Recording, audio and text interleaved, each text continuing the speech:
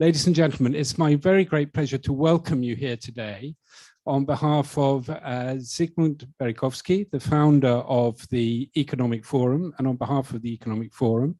And I'm delighted my colleague from Warsaw, Andrew Skrzlo, perhaps just stand up a second, is here with us, bringing best wishes from the Foundation Institute in Warsaw that organizes the Economic Forum, the Polish Davos. And some of you will have experienced the Economic Forum previously. I was going to call you old friends, but I don't want to call you old because we're all of us young. But you know what I mean. You are familiar with the Economic Forum. You perhaps have participated when it was in Krynica. And now, of course, for the last few years, it's been in Karpax. And this year, as you can see, it will be in Karpax from the 5th to the 7th of September. And just to explain my role, so my name is Roger Casali, and I am the founder of New Europeans, which is based here at the Brussels Press Club. It's a pro-European think tank. I'm also active in the UK, where we help EU citizens post at that event that happened a few years ago that we don't talk about. And but I'm also, from the 3rd of April, I've been commissioned to be a senior public affairs advisor with the Economic Forum. And they've asked me to do three things, really, which is to help them to activate their networks. So we've contacted many of you individually in Brussels from the existing networks of the Economic Forum, but also to widen, because we're ever widening the networks and make new friends for the Economic Forum here in Brussels. So welcome to friends, old and new, of the Economic Forum. And also to help to develop the program, because as you know, the Economic Forum really works like a little bit like Davos. In fact, it's sometimes referred to by Forbes magazine as the Polish Davos. And we're trying to get that to stick, the Polish Davos. Many different panels on issues of the day that bring exciting collections of people together from business, politics, academia, think tanks, the media, and civil society. And I think we've got such a mix in the audience today, which is one of the things that personally I really like about the Economic Forum. In fact, New Europeans has been a partner of the forum for many years. So that's the second thing. And the third thing is to keep working on improving the experience for the participants of the Economic Forum. So please, if you have time after you leave today, to let me know what you like, what we can improve. That would be really helpful, and we will take that into account. We'll be having a debrief with the team back in Warsaw, and always trying to improve the experience for participants of the Economic Forum, because that is the key to its success. And it has, of course, been very successful. And it's looking forward to a new period of growth and of success. And that's all down to this type of conversation, this type of outreach event, I think, that we're having today, or certainly that would be a major factor in that as we move forwards. So please bear with me just very briefly while I give you a very short presentation for those of you who don't know about the Economic Forum, to just rattle through this to show you what the Economic Forum is and what it's all about. So 5th to the 7th of September, and we hope very much that those of you, all of you, are invited, and that we will send you the registration form after this event. It's a two-stage registration. The first is to give some details, and then we come back to you for more information. But we hope you'll be very interested in taking part. Karpax is in the Carpathian Mountains, so it won't surprise you to know that we work very closely with Silesia, with public authorities and with the airport authorities and everybody who's fully on board to make this an important event for the region, not just an international event, but of regional importance as well. And you can see why, because last year, the 31st Economic Forum, we managed to bring over 5,000 guests to the forum, including nearly 500 members of the media. And this shows you how the participation has increased. See that slight dip 2 years ago due to COVID, but starting from a very small event over 30 years ago to the huge event that it is today, and successful.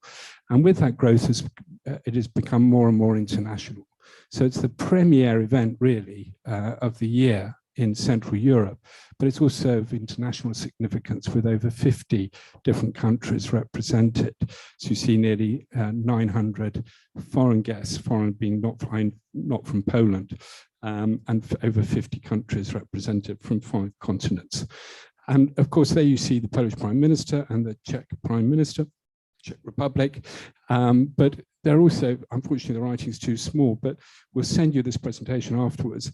Many senior people from industry, including the Vice President of TikTok and other major companies and so on from around the world, who come here for similar reasons to the ones that people go to Davos, for the people that they meet, for the networking, but also to have the opportunity to hear from people with an amazing amount of expertise, 2 or 3 kind of gems of wisdom that they share with the audience while they're there. And so you always come away from CarPax with some new contacts and with some new ideas, and a lot to think about in terms of planning the future. We like the numbers game at CarPax. You can see how many panelists we have. Come and be a panelist at CarPax, how many different events. But there's also lots of different events, plenary events, forums, large events, large and small. This event today is one of our medium-sized events. So we'd say 50 guests. We're expecting 50 people to take part today. And at the end of CarPax, a report is written, which is, reports can be things that sit on the shelf, but the CarPax report tends to get read because it talks about opportunities and threats. It gives you the vision that people have shared about what they see for the vision for the future, but it's also quite specific in terms of some sectors and some particular areas and so on. So it's really thought to be a valuable output from take home from CarPax that is written every year. And then there are the various forums that help us to organize the ongoing conversation, like conversation we're having today. And not on that list is the Ukraine Forum, but that's a particularly valuable one. And the relationships that the Economic Forum has been building up with Ukraine, not just at the main annual conference in CarPax, but also at the local government conference, which takes place in March in Mykolaiv, near the Masurian Lakes, is also building up a wonderful network of contacts with regional and local government leaders, in particular in Ukraine, who will be partners for peace when peace finally does come and Ukraine is rebuilt. You can not just be a participant, you can also be a partner. Many of you in the room are in conversation with me about becoming a partner of the Economic Forum this year, or you can become a commercial partner, a sponsor of the forum. So I'll be following up with you, and if we haven't arranged for a follow-up and you'd like a follow-up, please contact me during the day and we'll arrange that. Here is a selection of some of the partners of the forum, large and small, and again, you can see it's a very international mix. And here's an example of some of the media coverage in Forbes. I mentioned Tagesspiegel. As I say, this is not just an event that's picked up on the radar in Poland, it's picked up internationally, but I'm still surprised at how little known it is. It deserves to be much better known. And so please help me to get the Economic Forum better known. It deserves to be better known. Poland is an extremely important country in the European Union, particularly in the context of Ukraine, and the conversations that take place in CarPax are very valuable. Here we have the numbers again. The annual conference takes place at a huge hotel in CarPax. There's a very large area for stands. If you want to, if you're a commercial partner and you would like to have a stand there, we can arrange that or put on a particular event. There is the hotel.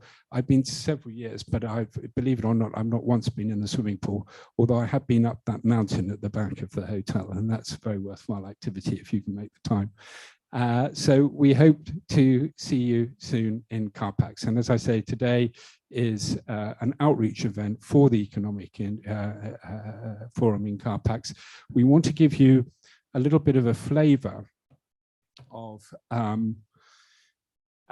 how the forum works, how the panels work. And again, remember, I said I'm trying to improve all the time the experience of people taking part. So please be very active.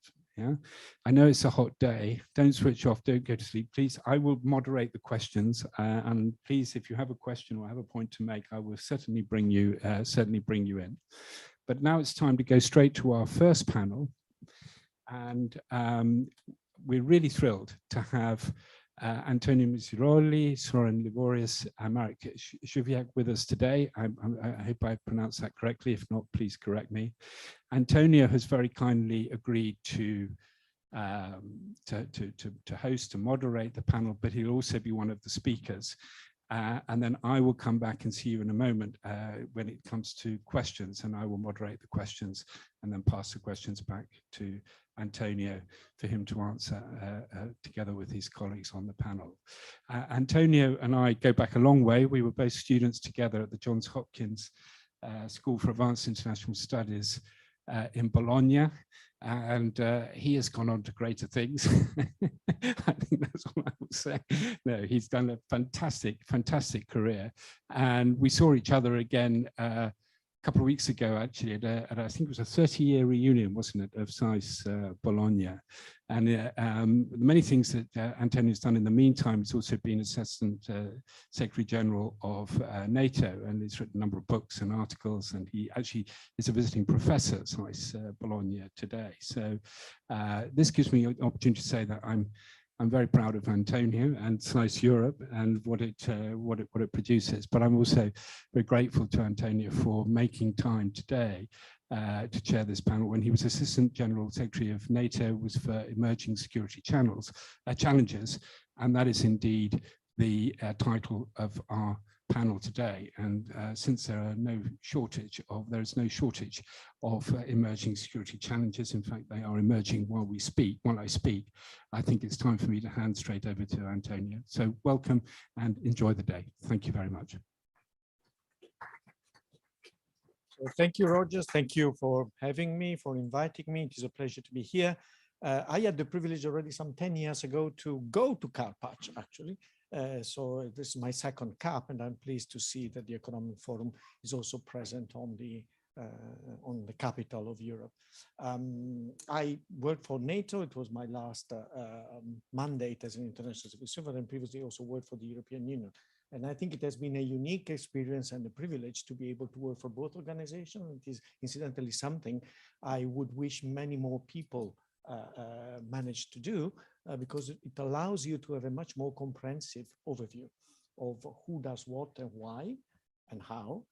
And also when it comes to security, of course, it gives you a much broader and bigger picture of what is happening out there. And I think that this should be actually something that foreign ministry should encourage more systematically, to have people working in both organizations at different times and to cross-fertilize cultures across town. I'm also a journalist, incidentally, and you know the saying, once a journalist, always a journalist. Nobody is perfect, but I am also particularly pleased to be here this afternoon with you. My fellow panelists are Soren Liborius, who worked for the Danish Prime Minister until recently, and now is in the European External Action Service, dealing in particular with strategic communication. He also was posted in Moscow and in Russia for quite a while, and therefore he can give us an interesting take on all that. And Marek Żywiak, sorry for my Polish, my pronunciation is certainly imperfect, who has been a deputy president of the European Parliament, will give also his take, in particular on the situation in Ukraine. That will be an ideal bridge to the panel that will follow. But before giving them the floor, let me just try briefly to frame a little bit the discussion on emerging security challenges. When I joined NATO and I was in charge of this particular portfolio, the division that was responsible for that encompassed a number of different areas of work. One was nuclear policy. Strangely enough, it was among the emerging security challenges, whereas it has been one of the oldest security challenges in the world. And more recently, I have to say, it has been moved back where it belongs, inside the headquarters, that is in defense policy planning. But at that time, the nuclear planning group cell was working with us. Then we were in charge of cyber defense, which was indeed an emerging security challenge, and I would say security threat. Then we were also in charge of hybrid threats, and of course the connections between the hybrid domain, whatever that means, and the cyber domain are very, very close. Then energy security, and that was also somehow related to that, although there was no particular emphasis, as you can easily imagine, on environmental security and climate change. The military are not supposed to be on the forefront of the fight against climate change, although there is a reflection on diminishing and mitigating the footprint of the military on the environment. And last but certainly not least, we had the sort of science and technology program that funded the most important civilian program in NATO, that funded initiatives and startups across the alliance, plus a minor advisory role on counterterrorism. Now, admittedly, some of these challenges or risks or threats had already emerged. They were not emerging. They were hiding in plain sight.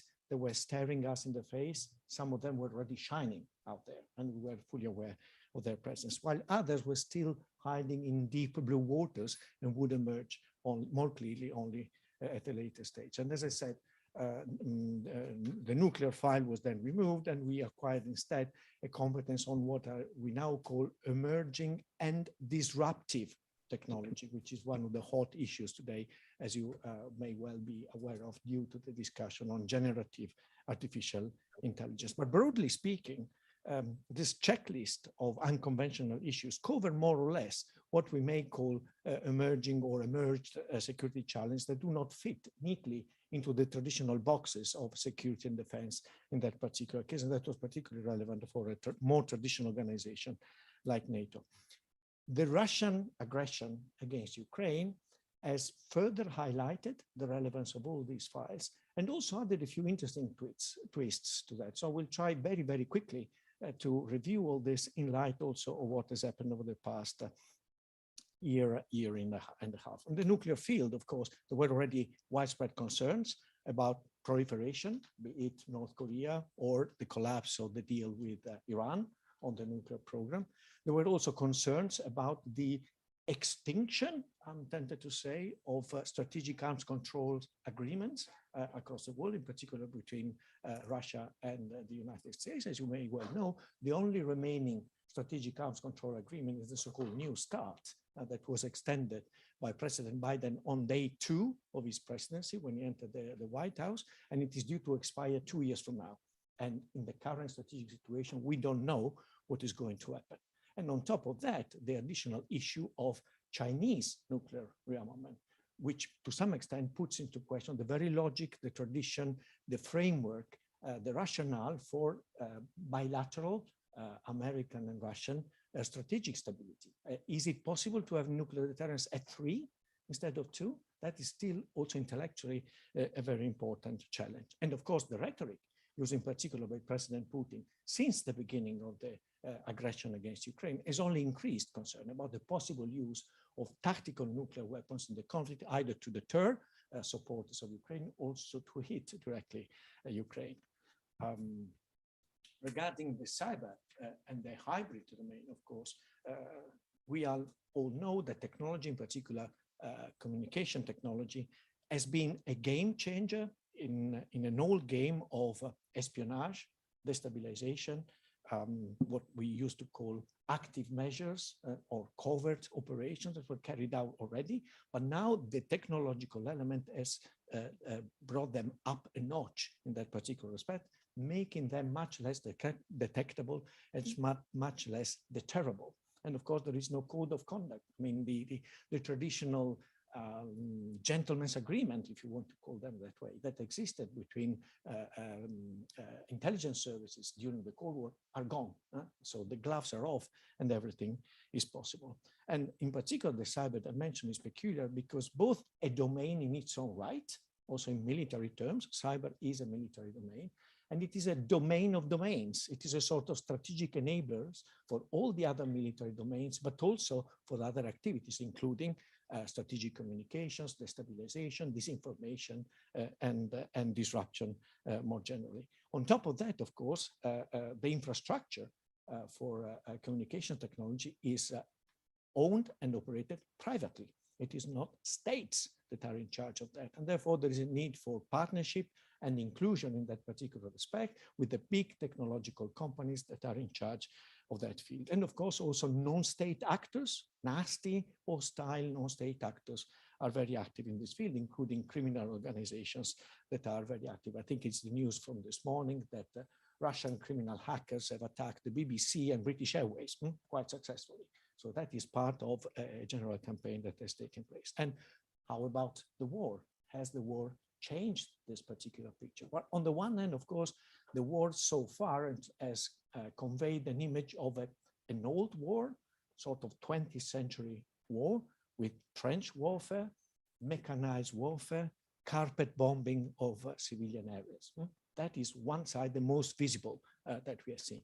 But behind that, there has been also a significant technological imprint that is very often neglected in the public discussion. First of all, in the first phase of the conflict, Russia used systematically cyber attacks against satellite communications and infrastructure in Ukraine that hit also the Western supporters of Ukraine, incidentally, in a coordinated manner. In the first phase, when you remember, there was a sort of blitzkrieg and the attempt to seize control of the capital city of Ukraine. That failed or was successfully countered also because Western partners in NATO, bilaterally, the United States, the UK and others, helped the Ukraine to build resilience and to counter this kind of attack. But it was carried out. It is not something that the public sees. It is not bridges collapsing. It is not buildings being bombarded, but it's something that has happened. And after that, when it went into a war of attrition, the cyber operations continued, completely disjointed from the military ones against supporters of Ukraine. And we have seen a number of incidents. Some of them have been disclosed, some of them have not, that have occurred. And the one that I just mentioned is also part of the picture. And also hybrid operations in that particular respect have continued, in particular regarding the narrative that in particular President Putin has conveyed since the beginning of the war, a narrative that has changed over the months and the years, depending on the outcome of each operation. But it has been, I have to say, successful outside of Europe.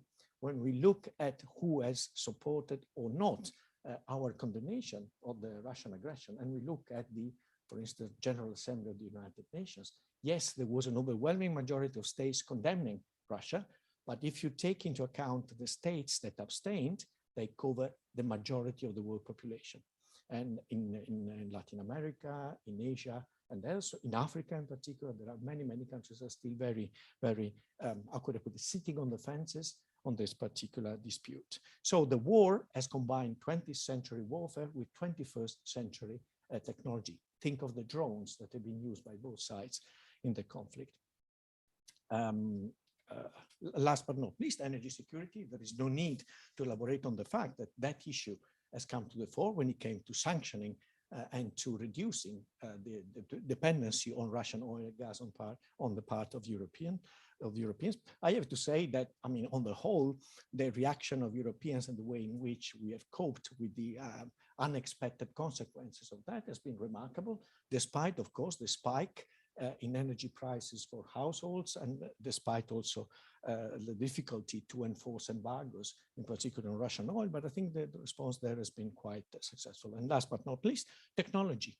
Emerging and disruptive technologies are a domain, yet again, in which states do not play a central role. It is the private sector, it is the private companies on the east coast of on the west coast of the United States or in mainland China that have the main capabilities in that respect. And of course, a private-public cooperation is all the more necessary. They have also been used. I mean, you may have read of hypersonic missiles that were used with conventional payload by the Russians to hit some Ukrainian targets. And there has been an extensive use of magnetic warfare in order to make it more difficult for precision-guided ammunition to hit their targets. So it has not been absent in the war either. Now, challenges require response, and I will conclude with just three very quick points. First, the jury is still out, but it is legitimate to say that what President Putin himself calls the collective West, that is not just the Euro-Atlantic community, but include also Japan, South Korea, Australia, and other partners worldwide, has reacted much more cohesively and much more effectively to the war than probably we all expected. And that is a very good point. I mean, yet again, the jury is still out, and the fight is not over, so to speak, but that is the first point. The second one is that the rest if the West has been affected. The rest, however, is still a little bit sitting on the fence. So we may have to ask ourselves whether our messaging needs to be better calibrated to audiences and governments in the so-called global South in particular. And finally, taking together all these unconventional challenges do require NATO and the European Union to work together. Neither organization has all the policy tools, all the mandates, all the capabilities in order to fight successfully against these unconventional security challenges. So far, the mantra is what I like to call the CO4, not the CO2, but the CO4, that is consultation, coordination, cooperation, and complementarity between the two organizations. Some of this has been achieved, especially when the EU, the G7, and the NATO leaders met on successive days and coordinated their action, in particular last year. But I think much more is to be done. And I personally think that the time has come to do synergy and not just the CO4. If not now, then when? I mean, that is my main point. So without any further ado, I will pass the floor to Shirley Liborius for his remarks. I think I have to. You have one. Thank you very much. And with that very extensive introduction and very comprehensive overview, I could easily strike off a few points on my speaking list. But still, I am very happy to join this session here, and having also seen the Karpats presentation, I can only wish the forum a lot of success. And if we can be a small precursor to the discussions there, I'm so happy to contribute to that. Now, with the intervention on which are the emerging challenges and the questions you put in the intervention, whether the transatlantic relationship is in good repair, what can be done. And I must say, I fully, for the first time, or not for the first time, firstly, I want to say, I fully concur with your analysis. I think that you put the challenges in the right order. Secondly, also what can be done to remedy or alleviate them. I think also you point to some of the aspects that are very, very pertinent. And your CO4 recipe is one that we also, of course, from the EU side, very much cherish. So therefore, if I could start a little bit on where you left the so to speak, the phrasing of what does the war present us with for challenges. I think that we are now here after 1.5 years into the full invasion, obviously having started in 2014 with the illegal Crimea annexation. I think we are realizing that we are really in, so to speak, the third phase.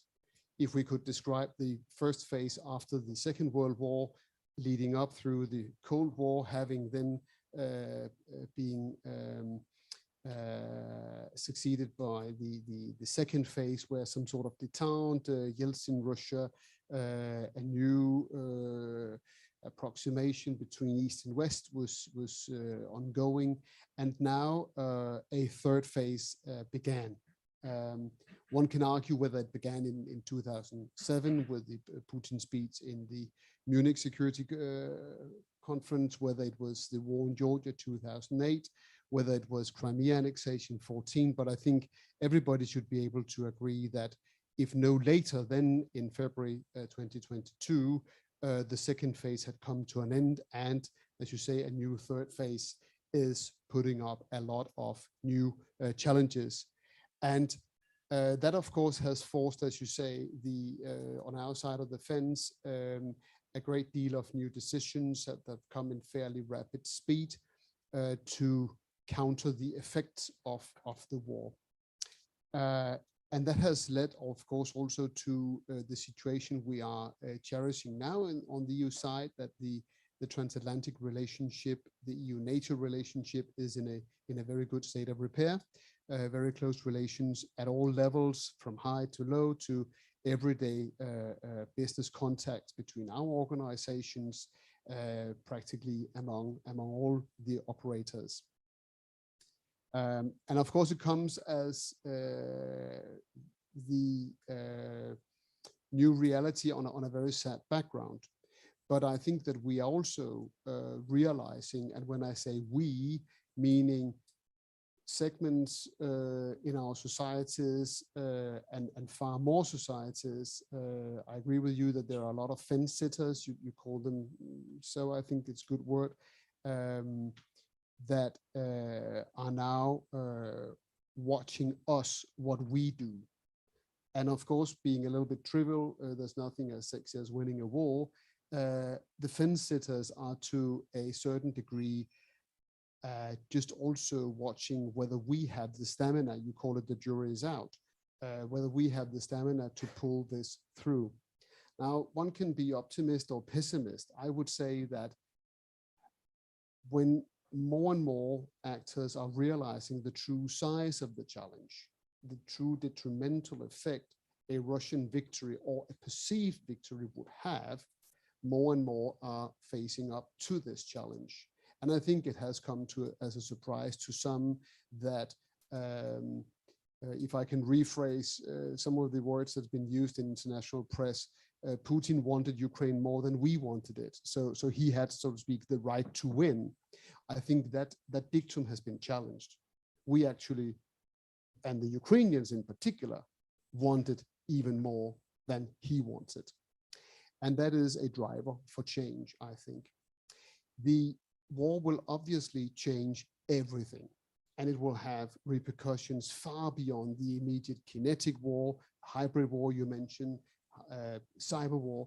I think we also at the beginning of the row of changes that will impact global financial systems, trade patterns, insourcing instead of outsourcing. I'm not suggesting rewinding globalization as such, but a more careful consideration whether the hyper-globalization, if you want, should just continue without due attention to the risks that would come from making yourself dependent on the other players. I think President of the Commission, van der Leyen's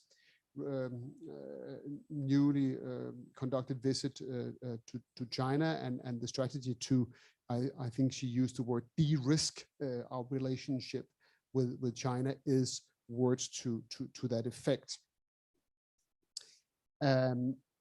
We can see you mentioned the word global south. I think as we are also today witnessing how the discussions inside the BRICS group is towards a simple thing as can Putin participate in South Africa? Will he be under pressure for being arrested or not? So we are able to so to speak, meet some of the challenges with a set of solidaric measures that will have an impact. The calling for us to up our forces and act in solidarity has undisputedly surprised many of the Russian observers, Chinese observers, and some of the fence sitters. And I think it's for us to prove that if I can reuse this phrase, want this as much as Putin wanted. That it is not a given that we are just either, as our habit was in the past, freezing down things, creating frozen conflicts, or just absorbing and accepting that others will steamroll across what we consider important. As you said, the jury is still out. Yes, it is. But I think that it is for us, the practitioners, it is for the forums in Karpacz, it is for every one of us to meet the challenge to society, meet the challenge to each and every citizen, whether we want this to be successful or we just accept that we are being steamrolled by autocrats and dictators. Obviously, another point, if I may reflect on that, is we should also believe in our own strength. It sounds very opaque sometimes that we should project power. We have power. And when I say we, especially from Brussels and in the EU work that acknowledges that we have a potential with our combined civilian economic resources, and we are still a model that can attract attention from some of the other countries in the world. That is not to say, it's not to say that we need to be messianic and continue a process where we kind of try to roll out our society model across the world. I think that we have to recognize that across the Arab world, across Africa, countries in Latin America and elsewhere, Southeast Asia, that there are many other ways in which people want to organize their society.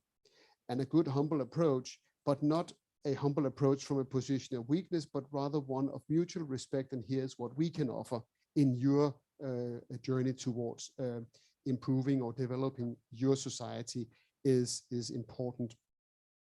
Now, you mentioned that there are certain areas around the world where we, so to speak, punch below our due weight. I think that if we just take Latin America, Sub-Saharan Africa, there is a great potential for doing more, not just to stand on a high hill and shout out loud, but rather engage with the societies and explain what and offer the cooperation, the kind of cooperation that upholds the rule-based collaboration, the international law, that they themselves, I firmly believe in that, would lose overall in their own development if it was for a Chinese or Russian success.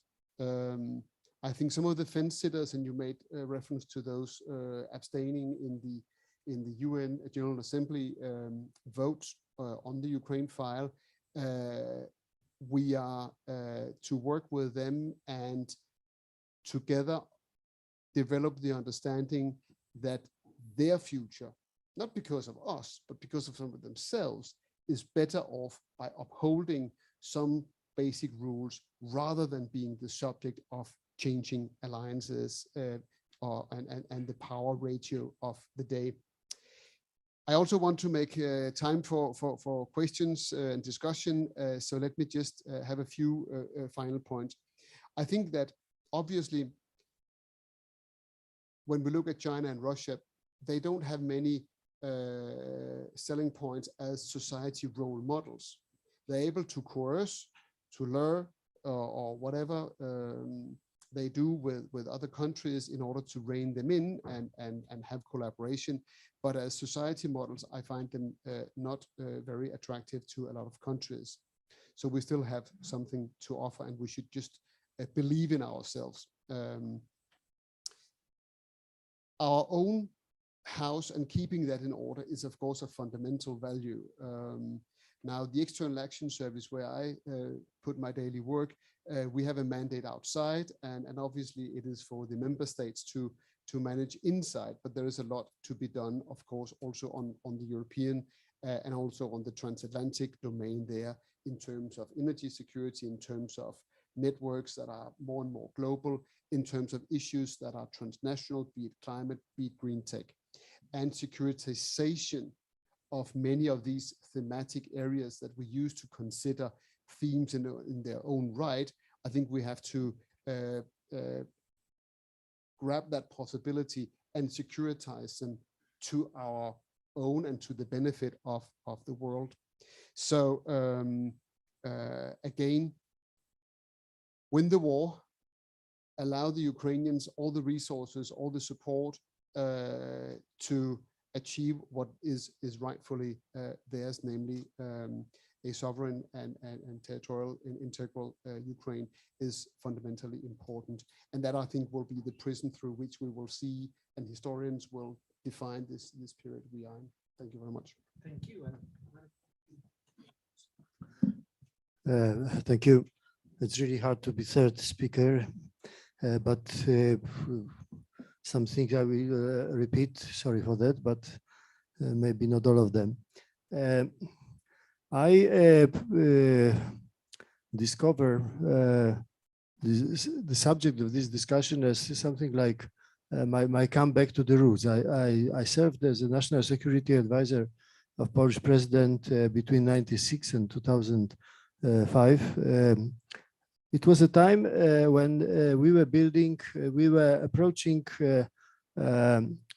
European and North Atlantic structures with a lot of effort, with a lot of hesitation, and we follow how the world, Western world, was hesitating about us.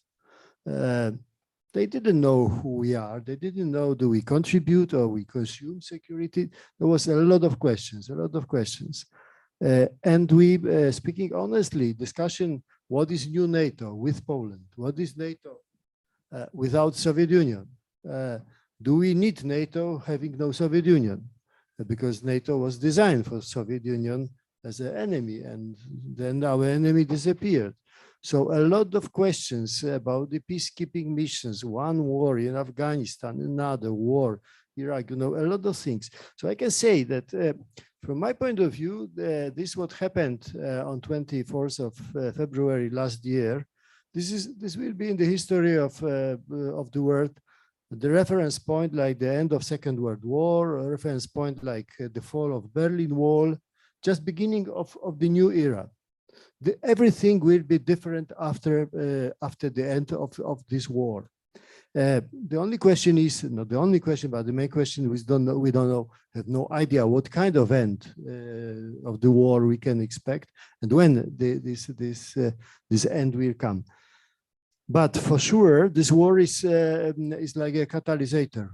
Probably you remember from your primary chemistry lessons that catalyst is a substance which is accelerating the chemical process.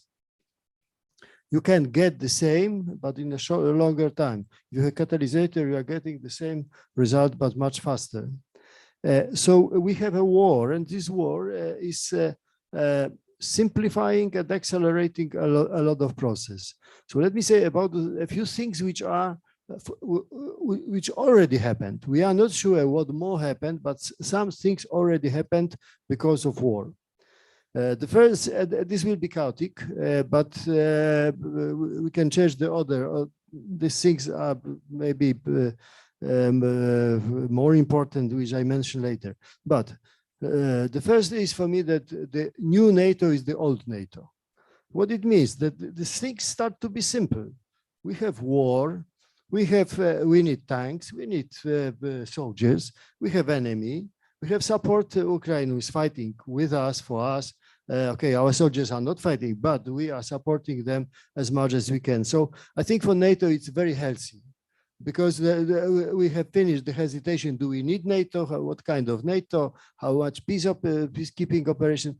This is, I can say, old kosher NATO, and I like it, speaking honestly, because we know what the story is about.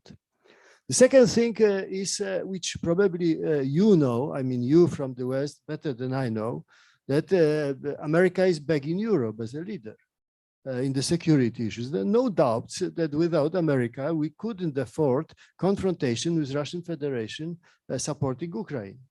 No doubts.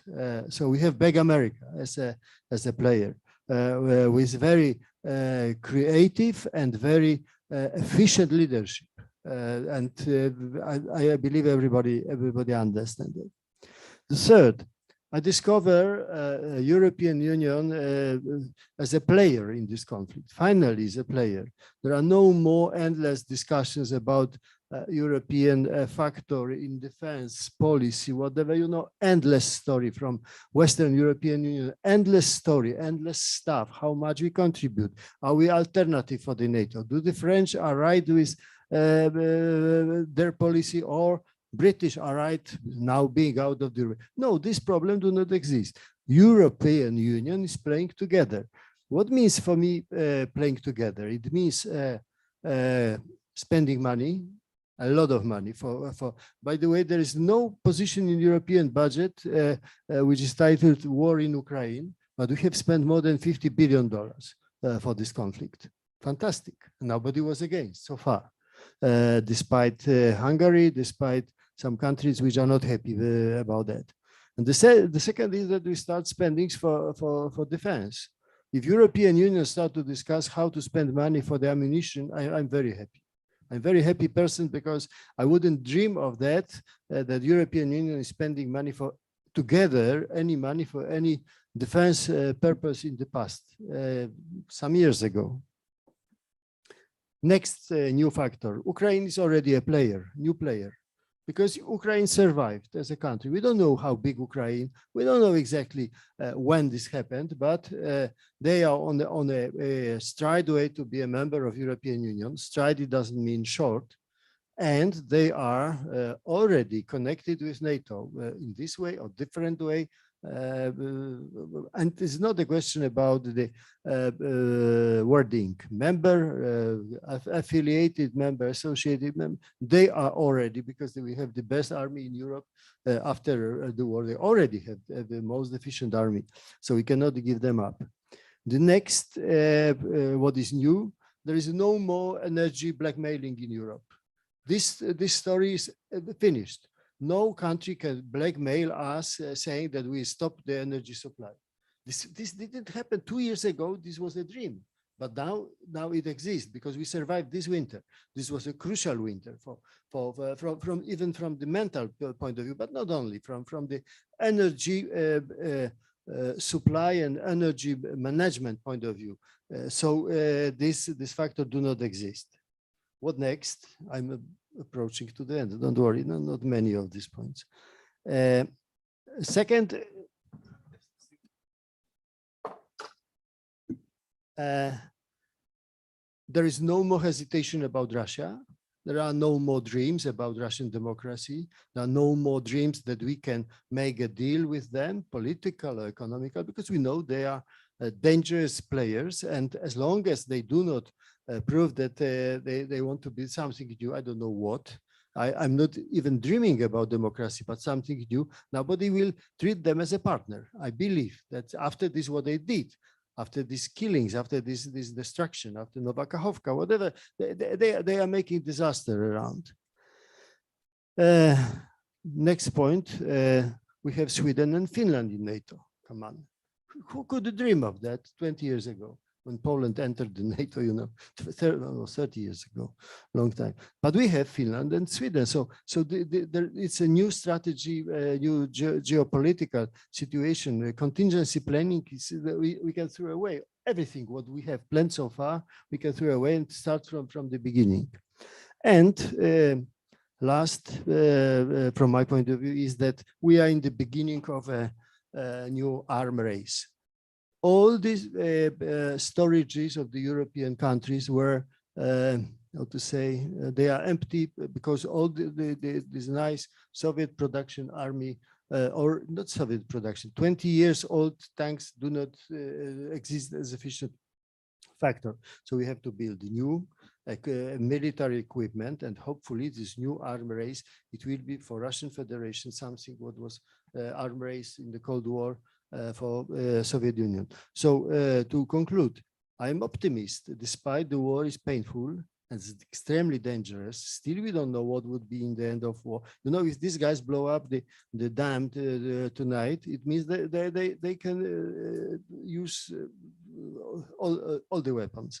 But a lot of things happened which we can use in positive way. Thank you. So now Roger will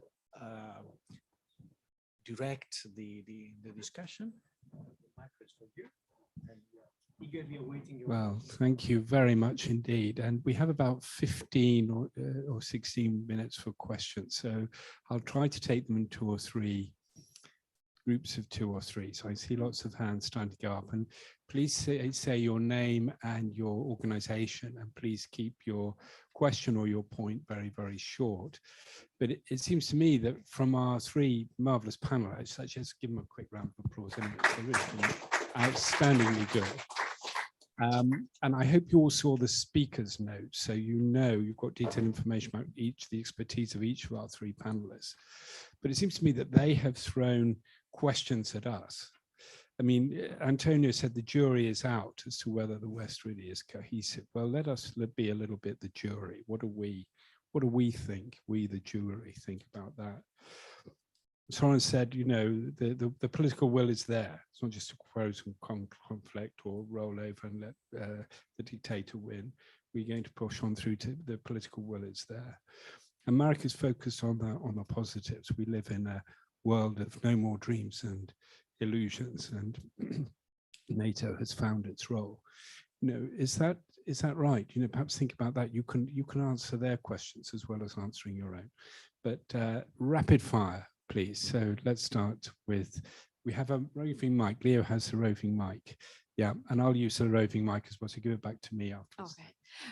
Hello, my name is Olga Chizhova. I'm chairing Ukrainian PRISM think tank office here in Brussels. And I think that today is a very particular day to be talking about emerging security challenges, as the situation in Ukraine is shifting, and this blowing up the dam by Russia has actually, you know, showed so many more new challenges. It's of course, ecological catastrophe with over 450,000 people left without water and without drinking water and water for irrigation. And now, like, the question is with Crimea, is Russia ready to give up Crimea if it left it without drinking water as well? And we're talking about new energy security challenges, while the biggest in Europe, nuclear power plant in Zaporizhia is left without water for cooling down its reactors. Even if they are fully stopped, the cooling down is required.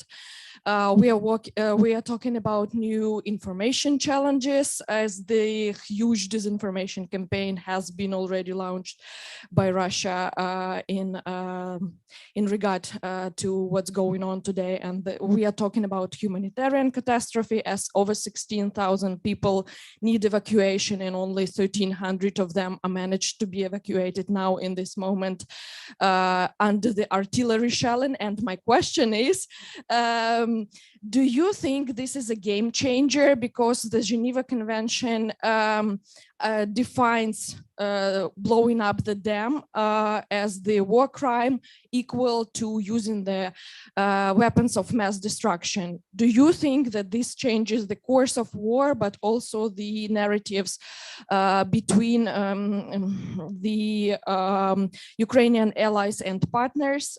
Will we hear more of non-provoking Russia, not providing far-range missiles to not escalate anymore? And will this change the outcomes of the NATO summit and possible opening of the negotiations with the membership of the EU? Thank you.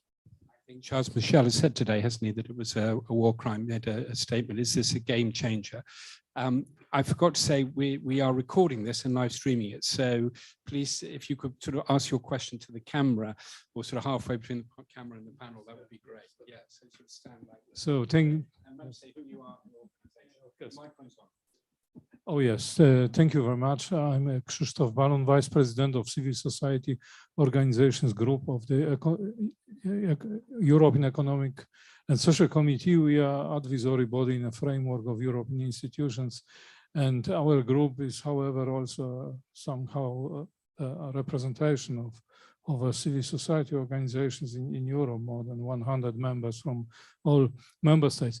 My question is how to improve the image of NATO, because NATO is in the civil society. Is, of course, first of all, something like a common power, common military power, but the discussion about values, about what is the aim of NATO, what was and what is it, this will be, in my opinion, not really visible. And some civil society representatives, for example, from the trade unions, are still in the mood, NATO is something American, not good for Europe, and so on and so on. So that would be a question. I think is a crucial thing now, because we need the support, of course, in all society. Thank you very much indeed. One more question, then back to the panel. I think let's go here first and then take on the first new round.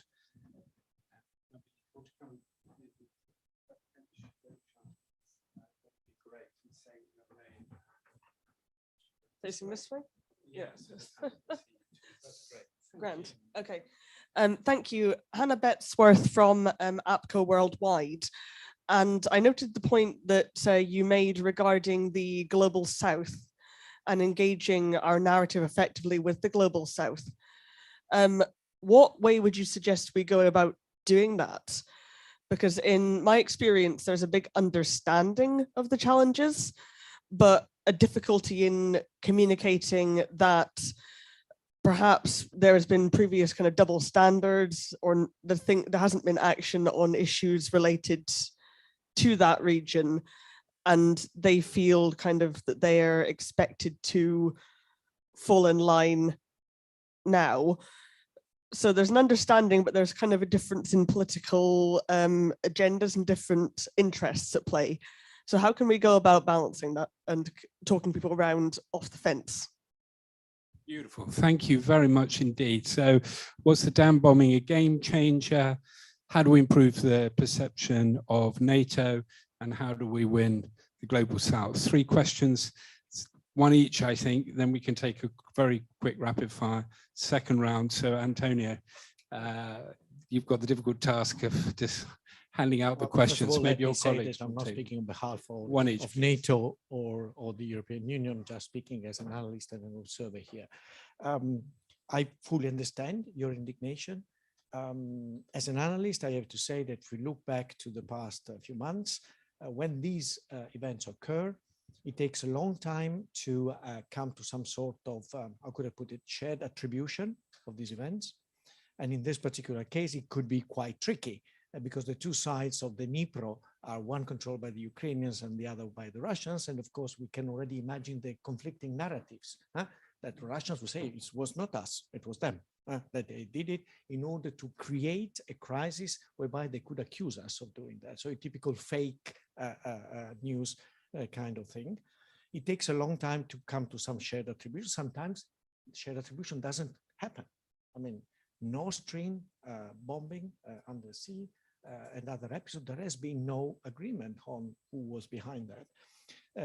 The war of narratives will continue, and therefore the time frame for this is not the same as the kinetic operations on the ground. That is something for perhaps after a possible armistice or ceasefire, the issue of justice will come up. Now, there is preparatory work that is being done in terms of the crime of aggression for Russia and crimes against humanity. These are the two legal elements that are being brought to the fore in this particular respect. It is not something that has a bearing on military operations on the ground in the short term. So it is something for afterwards. It's not for now, but it's good to build a sort of a critical mass of evidence that could help at some stage when the time is right to bring that forward. And I will just quickly address the issue of the what could be done with the Global South. I think that if you look at what has been said or published, even statements by some leaders, Lula da Silva, just to give you an example, most of these countries see this conflict as mainly a European affairs. So, I mean, some of them probably didn't even know where Ukraine is and what historical legacy and record it has in that particular respect. An issue in which NATO might have had some responsibilities in the past to create a sort of narrative on the part of Russia. I'm just reporting the way in which this is being presented. Therefore, they don't want to be the losers out of this. They don't want to be involved. They don't want to lose out in terms of grain supply. That was a big issue last year, if you remember. They want to benefit from energy, cheaper energy supply. So if they find ways also to circumvent the sanctions in order to have cheaper oil and gas, all the better. And therefore, we have to be aware of this. I would, in this particular case, not emphasize too much the issue of democracy versus autocracy. What we need here is countries that subscribed to the respect of national sovereignty, territorial borders, and international legality. This is the core issue on which we should insist, rather than other issues that are related to that. And perhaps this is the way with some emerging countries to gain ground also in the battle of narratives that is underway. Yes, thank you very much. Let me just add to what you say on the issue of war crimes. Let me advertise the joint statement that came out just here today earlier from High Representative Josep Borrell and Commissioner Lenarčič. And also for Eurocrats and people in the Brussels bubble, also please take note of the fact that these two very senior EU voices have a joint statement. It's not an everyday event. So to answer your question, this is a game changer. The reaction is certainly not a usual one. I will not repeat everything what was said, but on the issue of war crimes, I just quote from the statement. We recall that the attack on critical civilian infrastructure may amount to war crimes. So it is flagging this issue of may amount to war crimes. And I would also put emphasis on game changer not. We are increasingly relating to Russia the question of accountability. There has to be accountability for all the things that are happening. And you made reference to that there are no more illusions. I think that we have moved, or Russia has itself moved herself into a corner from where it cannot escape the accountability. And this will certainly be also one of those events that historians will write about. I would also imagine that water resources is a thing that countries across the world, Sub-Saharan Africa, Latin America, practically everywhere we are, that it will resonate. We will have a new agenda with them, that the war is also fought with means that you in these particular countries, I hate to use the word global south, but it is absent of anything better, is something that people can relate to. I will not relate to NATO, how to improve values. I think value is also defending the rules-based order that we have come to appreciate. And I think we are back to basics, what you alluded to, that people now realize what they did not realize perhaps very clearly a year, 2 years ago, that there are things worth fighting for. It's very simple.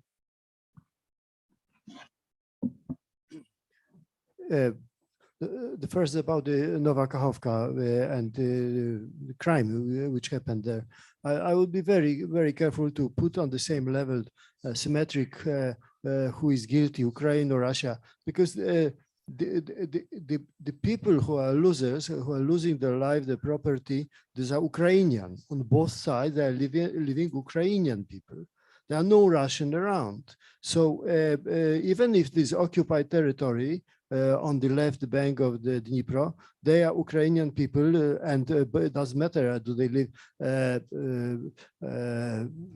in front of them or after the dam? They are losing the natural circumstances which were created a long time ago by Soviet Union, and it was successful project and very operational. The only thing what the Russians are losing, this is water for Crimea, and this is not the only source of the water to Crimea, by the way.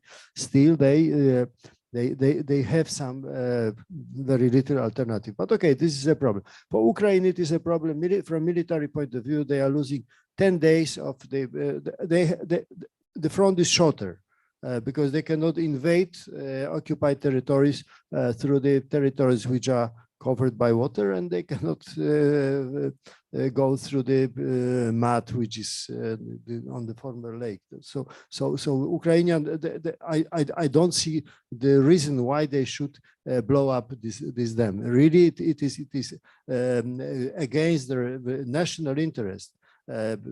I'm not speaking about the energy, nuclear, because you are right. But this is not a game changer, not at all, because one more crime in this war. How, we had Bucha, this was not a game changer. We had massive bombing on Kiev, this was not a game changer. What is it? I don't believe in any game changer. Game changer, it could be offensive. And if the Ukrainian army put these bandits far away from the territory, this will be game changer. And the game, okay, sorry. And about the NATO image, Mr. Ballon, I'm not sure whether you were referring to the Russian trade union or European trade union as a view of NATO, because I believe if you ask, for example, Polish trade union, they had no doubts what are the values behind the NATO. And I believe this war, what you said in the end, is bringing us to the root. Thanks God, or whoever you want to thank, that we have NATO. The Minister of Defense are not meeting in Brussels, they're meeting in Ramstein. And this is not the choice. They don't like Brussels. They like Brussels, of course, but more efficient is to have a safe place, and to discuss about the very, very difficult issues. So I very much believe that NATO, and with United States as a leader, is protecting our basic values. And let's speak about this with your trade union leaders. I'm ready to come. Invite me, please, in any country, if you pay a ticket, of course.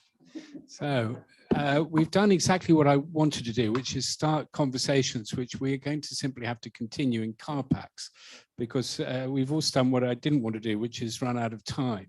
But remember, the next session is about Ukraine, and Marek will be staying with us on the panel. And we also have Berko and Martina is here, I think, ready for the next panel. So, Berko, I hope, Martin, that's okay with you as well, that we can take a few minutes, maybe 3 or 4 minutes more, but then I don't want to risk cutting into the next session. So, 3 rapid-fire questions, please, and then, Marek, perhaps you could sit out this round since you're on the next panel and pick up the answers in the next questions.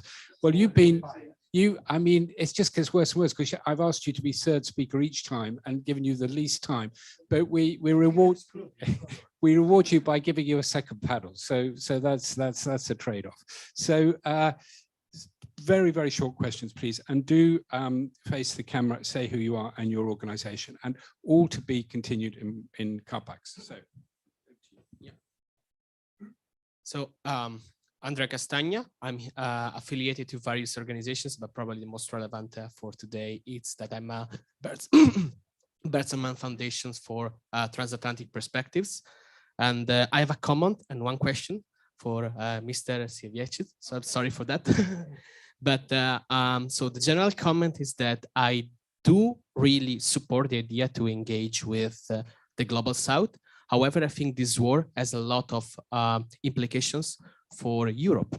Probably the most important one is Belarus, and what will be our approach for this strange entity that has been created now, which is a kind of nuclear protectorate of Russia in the middle of Europe, and the implications for the Baltic states, Poland are very big, but also for the EU enlargement as such, because we see with Kosovo and Serbia and in Georgia, what are the implications for the Global South?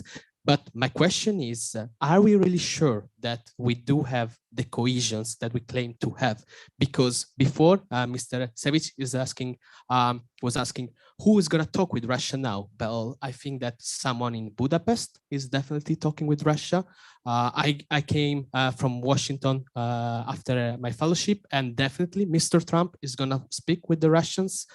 Marine Le Pen will probably speak with the Russians. So my question is, do we as a global West have the cohesions that we claim to have to face these challenges? And I stop here. Brilliant question. So thank you very much. Perhaps you'll give us a short answer and then we can continue that in the second session. Very short question, please, because we really are out of time. It's not your fault, it's mine, but please. Costin Dedu, Volunteer Europe.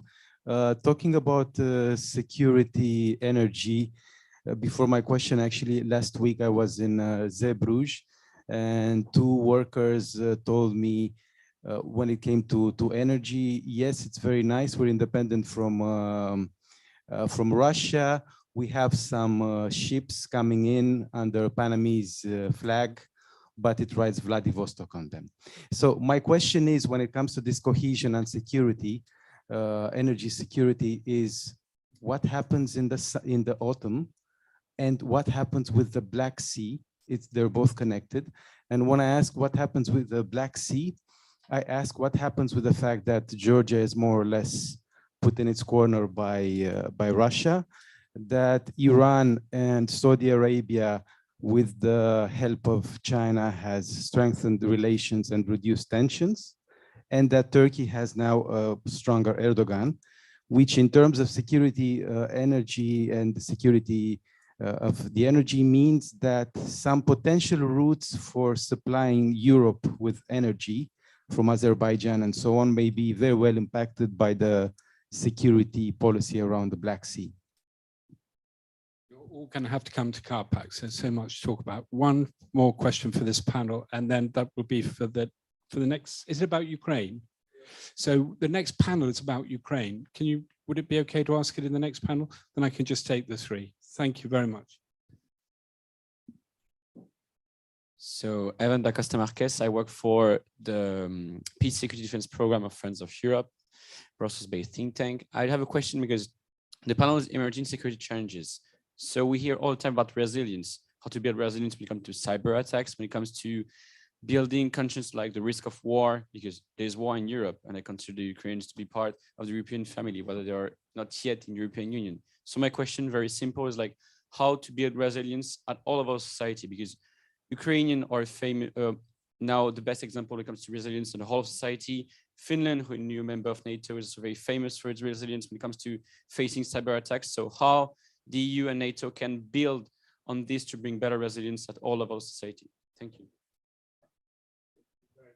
Well, Antonio, you said the jury is still out, and that seems to be the case. Do we speak with one voice? Are we cohesive as some of the panel have suggested? And are we as resilient as we think? But perhaps we should just let Marek go very briefly, because it was specifically at him, and then we'll go the other way around, Soren, and then perhaps you could sum up when you give your answer as well in 1 minute, which of course is a science education should allow you to be able to do. Marek. Well, the cohesion is, we have fight for cohesion. And of course, nobody can warranty in the future. So far, we have no Trump, and I hope American people know what to do. So far, we have not Marine Le Pen, and I hope French people know what to do. There is one more important factor which is new.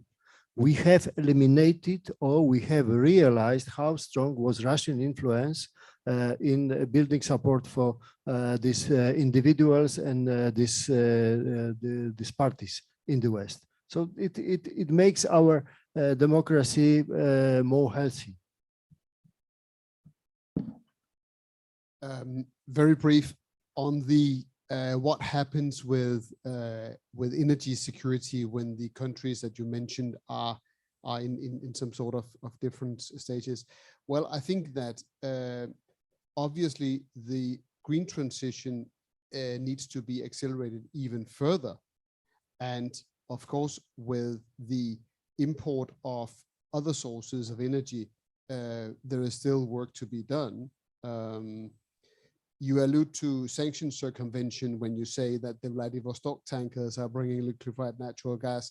I think that we will see, as with any sanctions, stories of circumvention coming up.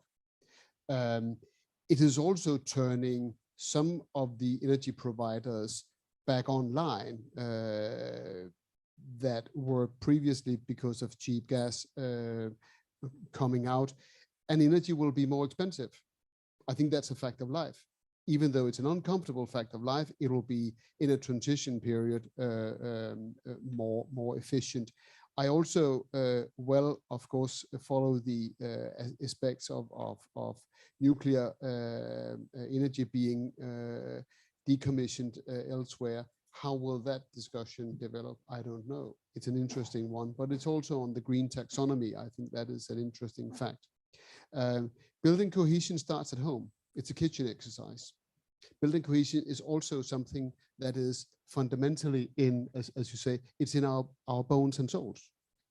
And we are as resilient, and building resilience starts at home. And when Russians, and especially Putin, prides himself and the Russian society and everybody else who wants to listen of that Russians can endure so much pain and so on, I think that we are at a point where we are realizing that we want this as much as he does, and we have more resources to carry it through. And the one thing, if I could be allowed that, it is the fundamental value that brought the European project to its realization is ingenuity and strength of people and democracy. And we can muster that force again. Again, just personal opinion on the cohesion issue. So far, we have been much more cohesive than expected. I think it can still last. We can still hold together. There are a few important variables, however, over the next months that could affect that. Yes, we do know that both in the EU and NATO, there are 1-2 countries that sometimes drag their feet, postpone decisions, ask for concessions on this and the other. But so far, nothing has been basically affected in substance from this. The key factor is Washington. I don't know if you follow the American debate on the war. I mean, think tankers across the United States, just read the periodical Foreign Policy. On the one hand, are very strongly supportive of Ukraine. On the other hand, are starting to ask, how is this going to end, and when, and on what terms? And of course, there is a discussion on the possibility of, at some stage, bringing the hostilities to a sort of ceasefire, and after the ceasefire, integrate Ukraine fully into the West, but perhaps not meet all the war goals that Ukraine has set out for itself, that is back into the borders of 1991. So it is a discussion that is worth following. Add to that the presidential campaign. I mean, in a few months from now, Washington will be completely absorbed by probably very nasty presidential campaigns. And we don't know what the outcome is going to be like. We may have some fears about what happens there. Congress has already manifested doubts as to the sustainability of the current support, financial support for Ukraine. If things start wavering in Washington, there will be ripple effects in Europe. I mean, that I'm sure of. And therefore, time is of the essence. It is very important to achieve as many results militarily in kinetic terms now, in order to be in a better potential negotiating position later this year, because after that, the game could change, precisely because the leading power might be absorbed by other issues and might be otherwise engaged. And I think that is the main, unknown that is lingering over the cohesion of the West in this particular respect. Not that the US would not support Ukraine, but how and how much, that is a different story. And that will have consequences in Europe. Thank you very much to you, the jury, our audience. Thank you to our fantastic panel. Thank you very much. Wonderful to hear all those conversations buzzing. That's absolutely great. And we're now going to continue the conversation about Ukraine with our roundtable. And we have another star-studded panel, actually, we really do. And so I'm terribly grateful to all of you for being here. I hope everybody has received the email from me with the speaker notes and so on, because that tells you exactly who we have in front of us, and their titles and a little bit of biographical information. So without further ado, I'm going to hand over to James, who is going to moderate for us. It'll be the same routine afterwards. I will moderate the questions. I always like to be on the side of the audience as the moderator, so I'll try to make sure that I get all of you in who want to ask a question, but you have to cooperate with me, please, and keep your questions short. And then I'll hand it back to James to decide who to hand the questions to in terms of getting the answers. But first, we'll have the introductions and the introductory remarks. So thanks for staying on for this panel, which Martina, I think, needs to leave at 5 o'clock, is that right?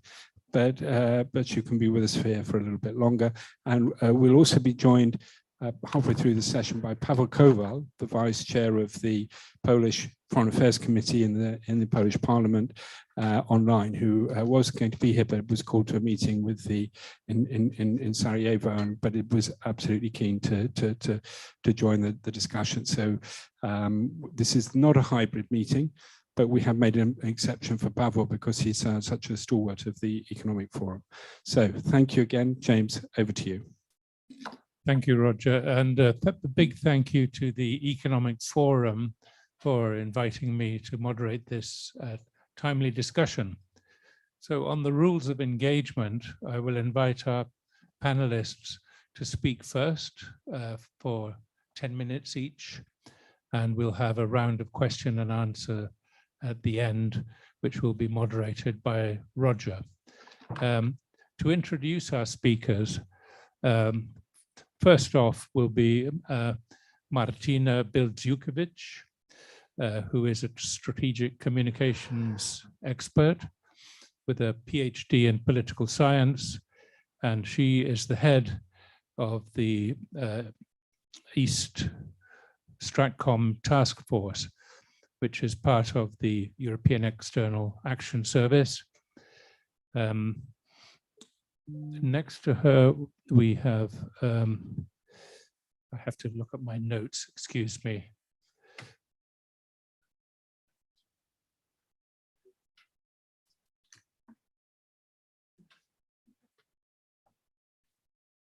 Here we are, Madame Burkus Sun, who's a Deputy Assistant Secretary General of NATO, dealing with operations. And she gives a political oversight of NATO's crisis management activities and operations. Very timely, given the situation we're facing at the moment in South Ukraine. Situational awareness, advanced planning, crisis response, and outcome-oriented defense and related security cooperation programs. We then hopefully will have two online speakers. One is Andriy Zablowski.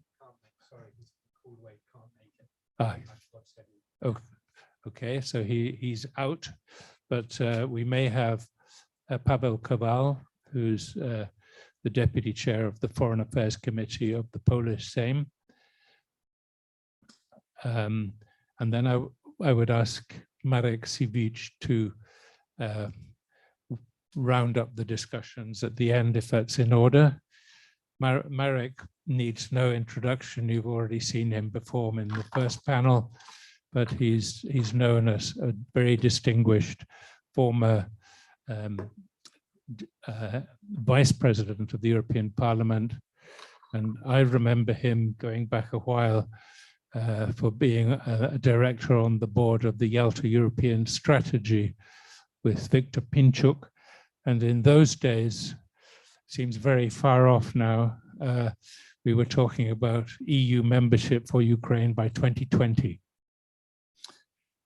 Anyway, without any further ado, I'd like just to remind our speakers, we have four main threads or themes for discussion. The first is what can be done to combat disinformation. The second is how can we secure Ukraine's infrastructure and energy supplies.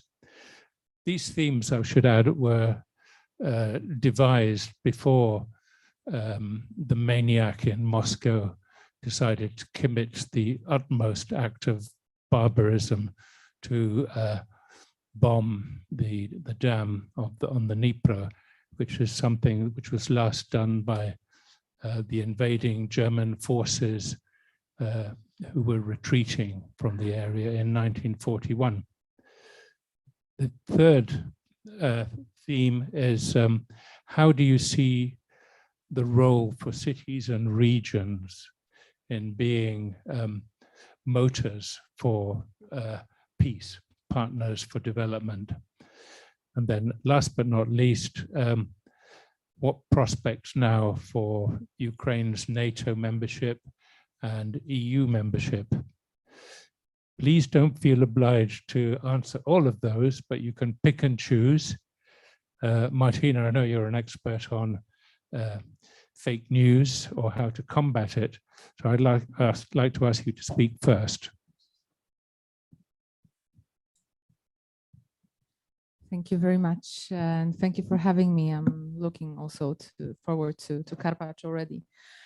So yes, I will pick and choose opportunistically the field that I know the best, which is strategic communications and fighting disinformation and information manipulation. And in the context of Ukraine that we are supposed to cover here, I think before discussing the future, we need to take a look back a little bit in order to realize that what we have been observing since Russia launched its full-scale invasion last year is in the information space to justify its aggression, to justify its war crimes. It's not new at all. And I'm coming from the East Stratcom Task Force, the team which is still the European Union's first ever response to Russia's disinformation campaigns. And the team was set up in 2015. So back then, really, when you talked about Russia and its dealings in the information environment, not that many people listened. So, or not that many people believed that what we have been seeing back then is exactly the same as far as at least the content, what Russia is saying is concerned. And so Marek in the previous session said that there is no disillusionment. There is disillusionment, sorry, when it comes to Russia. And that we all now know what Russia is. And I think this is true to a certain extent. I mean, as far as our work is concerned, certainly the 24th of February last year was a game changer in terms of recognizing what Russia is doing, how it is targeting Ukraine, also in the information space. However, I think that there is not enough recognition still, not enough awareness of how Russia is doing this exactly and how it influences our public opinion, be it in the European Union, in the whole Europe and outside. And I think the question raised in the previous panel also about our partners in Africa or in Asia is a very relevant one, but I will come back to that if I have time. And so I really want to emphasize that whatever Russia has been saying to justify its war of aggression is what we have been observing and recording. There is a track record of this, a public one, since 2015. So when we saw those narratives about denazifying Ukraine, about Ukraine allegedly committing genocide, the thing is we have all been witnessing it. We have been observing this and again, recording this in our publicly available database since 2015. What I also want to emphasize is that well, Ukraine has been the main target of Russia's disinformation and information manipulation campaigns for years. However, Ukraine also, I think, learned its lesson from when it was attacked in 2014. And the response that Ukraine gave to those attacks in 2022 and what followed is completely different than what we witnessed in 2014. Ukraine really has built its response systemically. And I think you could all see examples of very effective Ukrainian Stratcom in the last 2 years. We as the European Union have been very proudly supporting this effort for a few years now. But really, what we have been building in the European Union in terms of response to foreign information manipulation and interference is also inspired by what Ukrainian has been doing, what our Ukrainian colleagues have been doing for the last few years. So I think this is really important to emphasize because it's not like it's us, the European Union, for example, telling Ukraine right now, you need to do this and that, because the Ukrainians actually know how to deal with information manipulation. They have been target of that for a very long time. And it's us learning from them as much as they could also get inspiration from us. And if we're talking about the response to disinformation, I think we have come a long way ever since my team started its operation. Back then in 2015, it's been just a few people running the database that I mentioned of disinformation cases and trying to raise as much awareness as possible about what Russia is doing, not only in Ukraine, also in other countries of the Eastern neighborhood, and then later on also in the European Union. But as I said before, there was not that much recognition, not that much awareness, and the war really changed it tremendously. However, another very important step to build resilience towards disinformation and information manipulation was the pandemic. So it was also a point in time where many people realized how disinformation can kill, and there is really no exaggeration in me saying that. And so our response, the European Union's response, has 4 pillars now, and it has been, we have been building it for some time already. Those 4 pillars are situational awareness. So we need to understand what is happening there in the information space, and we need to share those information with our partners so that we all have the shared understanding of what is happening and how we can deal with that. The second pillar, and I think this is one of the most important ones, is capacity building. So it's not only about just throwing information out there, it's actually about working very closely with civil society, with journalists, with non-governmental organizations to make sure that they have the tools to recognize and respond to disinformation and information manipulation themselves. And if they have the tools, they will bring this knowledge further to their communities, to the people they work with, to the organizations they work with. And so this is what, this is how the societal resilience is happening, really. The third pillar is diplomatic response and international cooperation. So this is also something that a few years ago was not that much existing, I dare to say, but the events of the last few years really made us aware that nobody can deal with the challenge alone. And then the fourth one is something that actually happened after Russia invaded Ukraine last year, full scale, and that is what we call disruption. So say 2 years ago, if you said in, for example, a public forum like this, that we would impose sanctions on Russian outlets peddling disinformation because they are instruments of the Kremlin to justify war crimes, people would mostly say, well, this is against freedom of speech, this is not possible. But with the war, with the full scale of what we have been observing and experiencing, many more people, including our decision-making makers, realized that the freedom of speech is also about protecting our information environment from manipulation. So this is why sanctions on several Russian disinformation outlets and several dozens of purveyors of disinformation were possible. I think I'll stop there for now. Thank you. Thank you. Could I just ask one question before we move to the next speaker?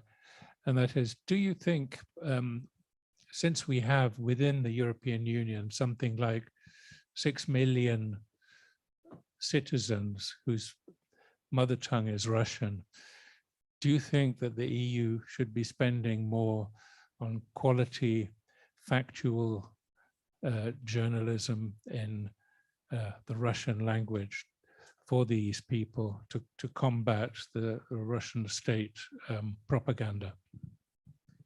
From my point of view, it's a definite yes. Yes, EU versus Info has been speaking Russian ever since it started its operation. And I think, well, when we talk about Russian speakers, we don't only speak about those that are in the EU, but also in countries that, you know, used to be part of the Soviet empire, for example.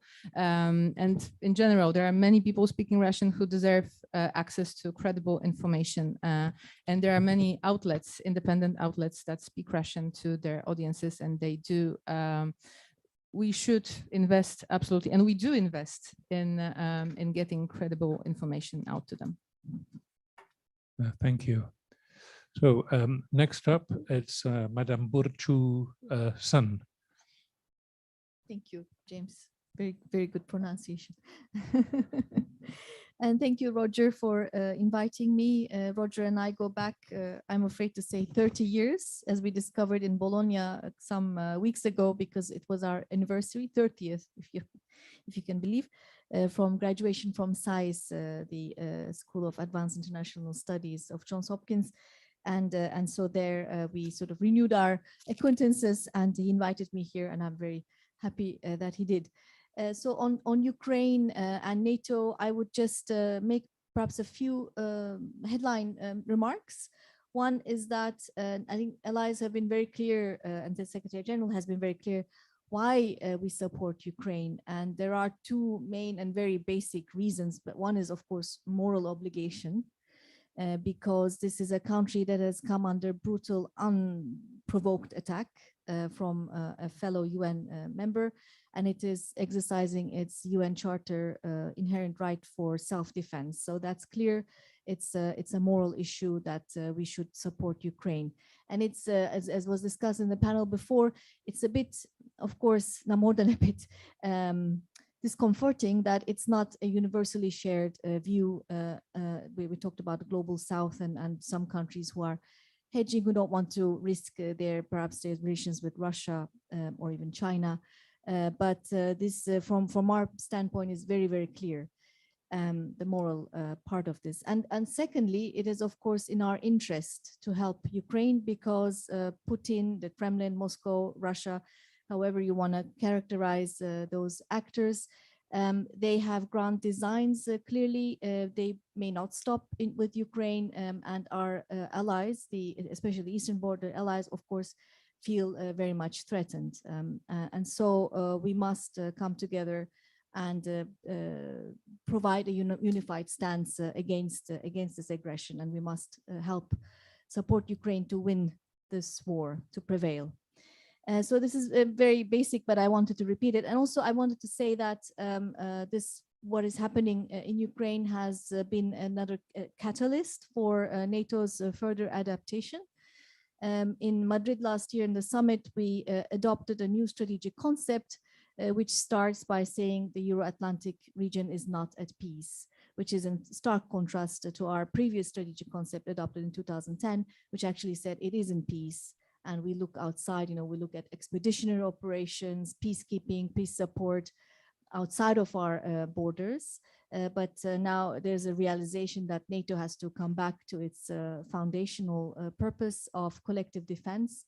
And doesn't mean that we won't do crisis response operations, we won't do cooperative security. Of course, it's all part of a continuum, but collective defense is our fundamental purpose, and we are readapting or re-engineering the alliance to do exactly that. And in the, well, how many years since the end of the Cold War now? 30, is it 30? 35 years? I mean, a lot of things have atrophied, and we need to remember a number of things. Well, resilience, total defense, civil defense, these are part of that. But also ammunition stockpiles, military mobility. A lot of things have been, of course, privatized during the Cold War. State owned a lot of the infrastructure, the transport infrastructure, the energy infrastructure, communications. So it's a different era. So we have to not just go back to the Cold War. We can't, and we don't want to, but it's a modernized collective defense that we're trying to put in place. And Ukraine absolutely has been a catalyst in that regard as well.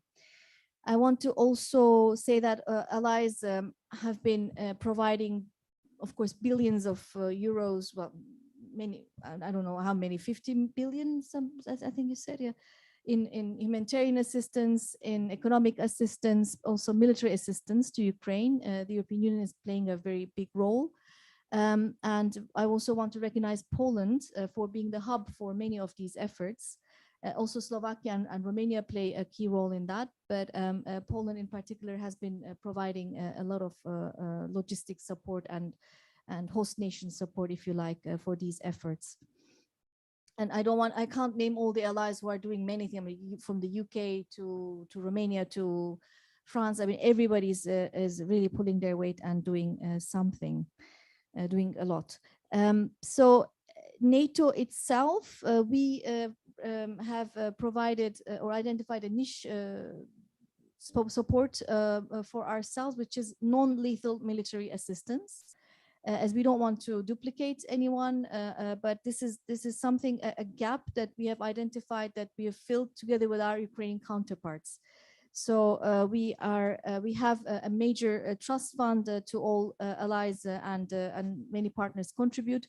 And we provide fuel, medical equipment, food, secure communications, pontoon bridges. These are the kinds of assistance that we're providing to the Ukrainian armed forces to be able to continue their fight. And they've been very effective, and we've been inspired by both the military forces in Ukraine, but also the civil society. Very much humbled and inspired, really. In the long term, of course, we are clear that Ukraine must not only prevail as an independent sovereign nation, but also there's a peace to win after the war. And NATO is also heavily investing in Ukraine's long-term future.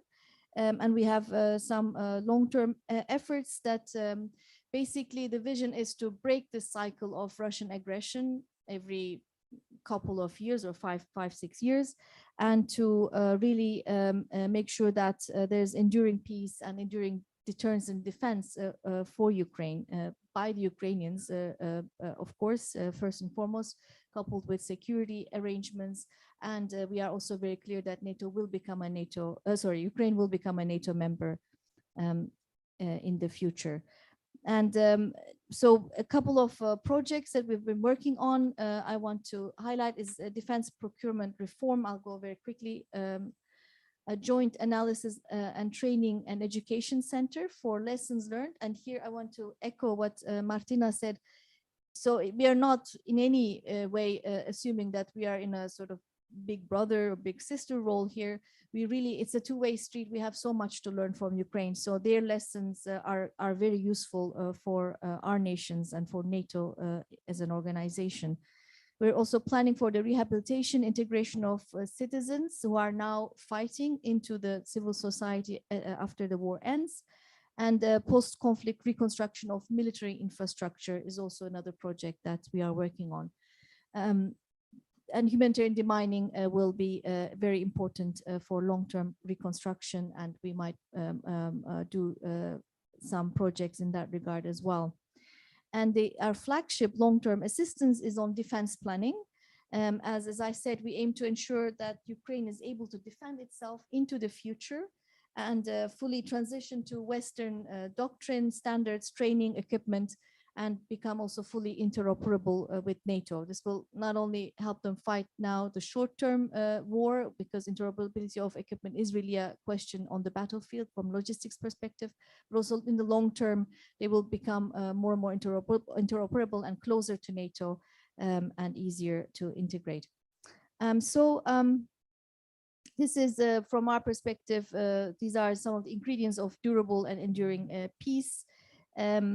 And the resilience, again, of the Ukrainian people, Ukrainian cities, that was another question, cities and regions, what can they do? I mean, this is clearly in the civil society, in the organization of the civil society, and rebounding from these crucial, I mean, brutal attacks on critical infrastructure and all of that. They also have, of course, a critical role to play. On disinformation, I would say that our public diplomacy division is in close contact with Martina's shop. We counter disinformation by enhancing situational awareness as well. We have information environment assessments, and we proactively communicate to audiences. One interesting episode in that was the declassification of intelligence information right before the war. And this was quite extensive declassification, and really actually warning everyone and giving everyone situational awareness that Russia was about to do something nasty in Ukraine. And then our communication campaigns tried to reach out to new audiences and communicate about NATO. And then we debunk Russian disinformation. We have a record set the record straight portal on our website. And then we, of course, collaborate with our Ukrainian colleagues on strategic communications. Again, they have been very effective, and we have much to learn from them as well. I think I'll stop here before I outlast my welcome. Thank you very much. So I see Pavel Koval has joined us. Pavel, can you hear me? Yes, I hear you. Do we have sound, please? Yeah. We're just making sure that we can hear you too. Yes. Do you hear me? You hear me?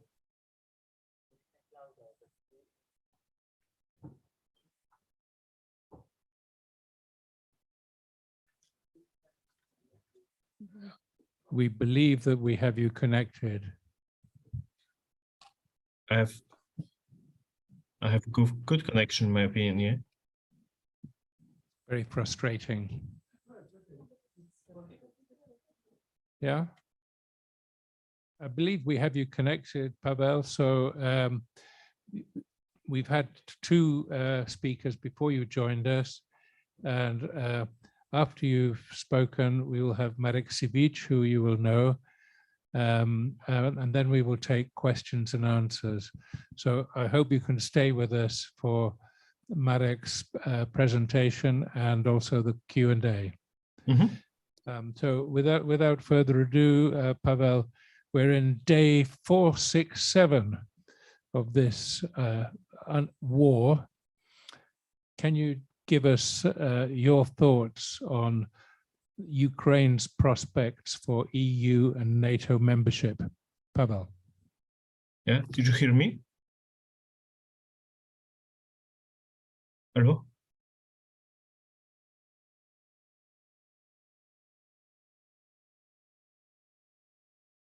We can't hear you, unfortunately.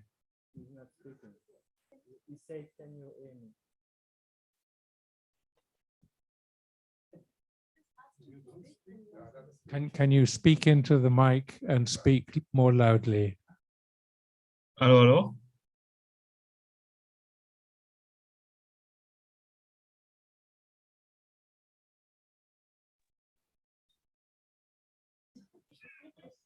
No, very frustrating. Well, look, while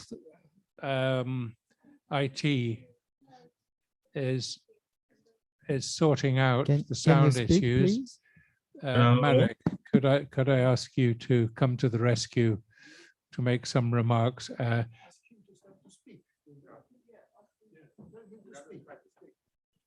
Can you hear him? Speak. Can you hear me? Please speak. Did you hear me? Hello?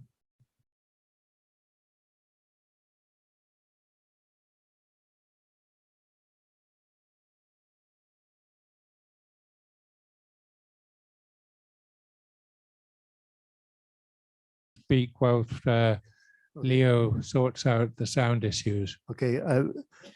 Well, I'm really.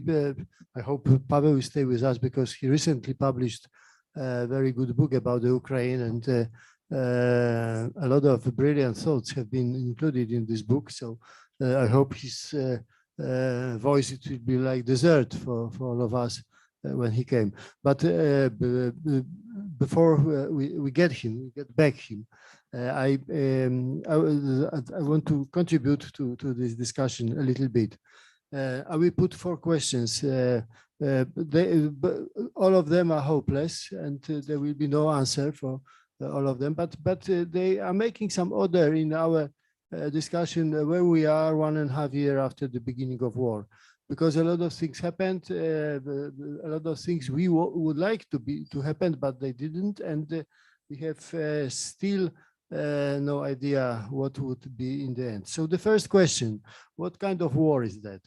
This is not a regular war. This is not a war about territory, about resources, not about the minerals, not about anything like that. The war is to erase Ukraine because Putin couldn't dominate this piece of land and these 40 million people, and he decided to finish with phenomena which is Ukrainian language, Ukrainian history, Ukrainian identity, Ukrainian sovereignty, and all of these things which are connected with the word of Ukraine. So this everything what now is described as a Ukrainian in the language of Russian Federation is described as a semi-Russian part of the history, and no identity is accepted. Second question, to finish what kind of war we have, you remember probably that this was a war against the fascists. Ukrainian president declared that he's fighting with fascists in Kiev, led by the Jewish president of Ukraine. So, but this was the language which was used by the Russian Federation, and she knows very well what kind of absurd situation we had in the beginning. The situation is changed now. Nobody believes in this language, but this was the beginning. Second question, what could be the end of this war? There are two scenarios. The first scenario is Russian scenario. If you want to know details, what the Russians want to achieve, go to the file called RIA Novosti file about the reason why they start this war. There are 10 or 12 points, what should be in the end of the war. So we have, for example, the camps for education of Ukrainian public figures. We have stories about the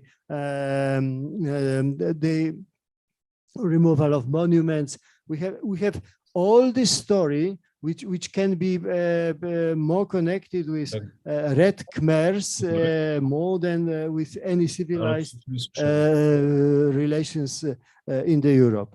So as I said, the end from the Russian point of view will not happen, thanks God, but it was a scenario of total elimination of everything what is Ukraine. But we have also Ukrainian scenario, which is also impossible to be delivered. What is in these dreams of Ukrainian strategies? This is military parade in the streets of Moscow, in the Red Square. Sorry, this will not happen. And everybody knows there will be no military parade in Moscow after the victory. So the end, it will be somewhere between one scenario and second scenario. What is between? I can say that this is something like a mixture of Middle East mixed with South and North Korea.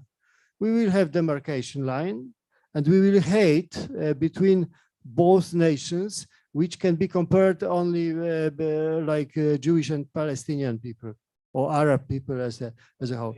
Really, this is a good comparison. Sounds very nasty, but this is the case because, you know, for millions of Ukrainian, Russian, and opposite, they were living in a peaceful brotherhood relations. And the number of family relations, number of friendship, number of life story was always mixed on the both countries. Now, one nation is killing second nation, and this create the relations which cannot be rebuilt through any peace treaty. No way to come back to the story. So we'll have a sort of dirty ceasefire forever. For a long time. We are speaking about a few generations. And the last question is, what kind of Ukraine we will have after the war? And this is most sexy question, because speaking honestly, I am not dreaming about the Ukraine which we had before the war, because this was country which didn't function in a proper way. You know what was a real corruption. Even during the war, we had a real corruption. You know, $3 million, it is something what the president of Supreme Court took from somebody, and he was captured. You know, this one story that he wanted to take this money and he was captured. That's good. But if the guy on this level is taking $3 million, try to multiply what the local guys are taking still and what they used to take as having some courts, local courts. So there must be dramatic change in the functioning of the Ukraine as a state. So the responsibility of President Zelensky, who took a real leadership, is going much further beyond the victory. It is about the building of a new society, of a new, efficient, healthy society and a new democracy. Some people say that there must be elimination of oligarchs. But this is not about people. This is about the influence of money collected by some people on everyday political life. Still, Ukraine, they have no regulation about the financing of political parties. Still, they don't have a law about the financing the campaigns. They do not have a law about the public media, efficient public media. So there must be totally different country, much closer to Western European standards. And last, the European Union membership, which is an offer for Ukrainian, it must be big opportunity for Ukraine to be changed. It must be used as a tool to change law and behavior of people. And I know how efficient tool is that from Polish experience, because if we were changing a law and we felt the strong opposition of our, let's say, ruler of the peasants against some regulation, you are saying always, listen, maybe you are right, but this European Union wants that it must be changed. So it must be the way of the internal communication inside Ukraine, how to rebuild Ukraine for future in European structures. Thank you. Marek, thank you. It's very frustrating that we can't bring in Pavel Kowal here. Embarrassing that the technology is failing us. It should be. It should be good, I think. Yeah. You hear me? Yes. You can. Hello. Hello. Hello. You can hear me? It's okay. Yes, we hear you. We hear you well. Please continue. Speak clearly. Okay. Can I start? Yeah. Yeah. Did you hear me? Yeah. Okay. Thank you so much. Thank you so much. Very shortly, first question is a question about the interpretation fact of the current situation, current state after 24th of February 2022. And my interpretation, my personal interpretation, is that we can observe at the moment the end of post-Soviet world, post-Soviet space. And we had two important turning points. The first one, Putin as coming Putin to the post of prime minister and president after Yeltsin epoch, and the second one, color revolutions, I mean Orange Revolution and before Rose Revolution in Georgia and Orange Revolution in Ukraine. After that, Putin understood that it's important to keep post-Soviet republics as a colonial territory of Russia, and they started to use a lot of tools to stop that processes. And the first important element, first important moment was after Rose Revolution in Georgia, when Putin started to use against Georgia not only frozen conflicts, but also ban on the wine, water, Borjomi water, etc., and to try isolate Georgia.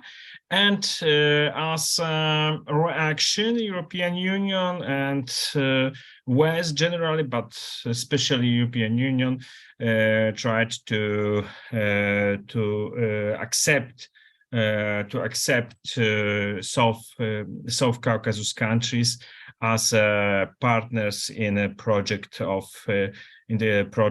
European neighborhood policy.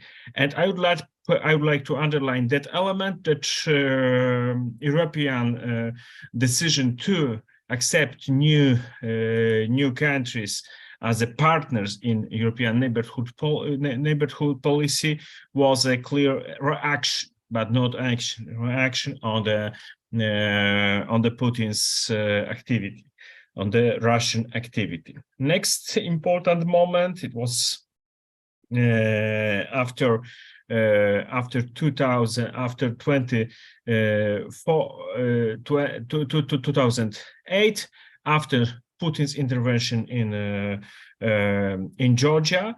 I would like to underline that important historical moment when summit of NATO in Bucharest was filed. From our point of view, NATO countries decided to do not give membership action plan for Georgia and Ukraine, and it was clear that Putin will use that fact as an element of weakness of the West. And we cannot wait too long for the Putin's action. It was military intervention in Georgia in August 2008, and reaction of European Union was that European countries on the sitting of Council of European Council in 2008, the 1st September, decided to establish Eastern Partnership. And the next step of that process of competition on the influence in former post-Soviet republics was after 2004, after the Revolution of Dignity, and the schema and the pattern was really the same. European Union didn't decide to start to give to three, on the end of the day, 3 countries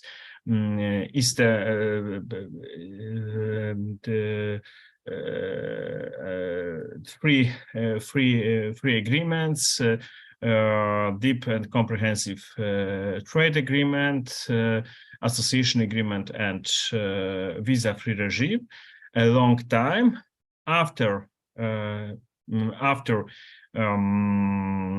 Russia's after Putin tried to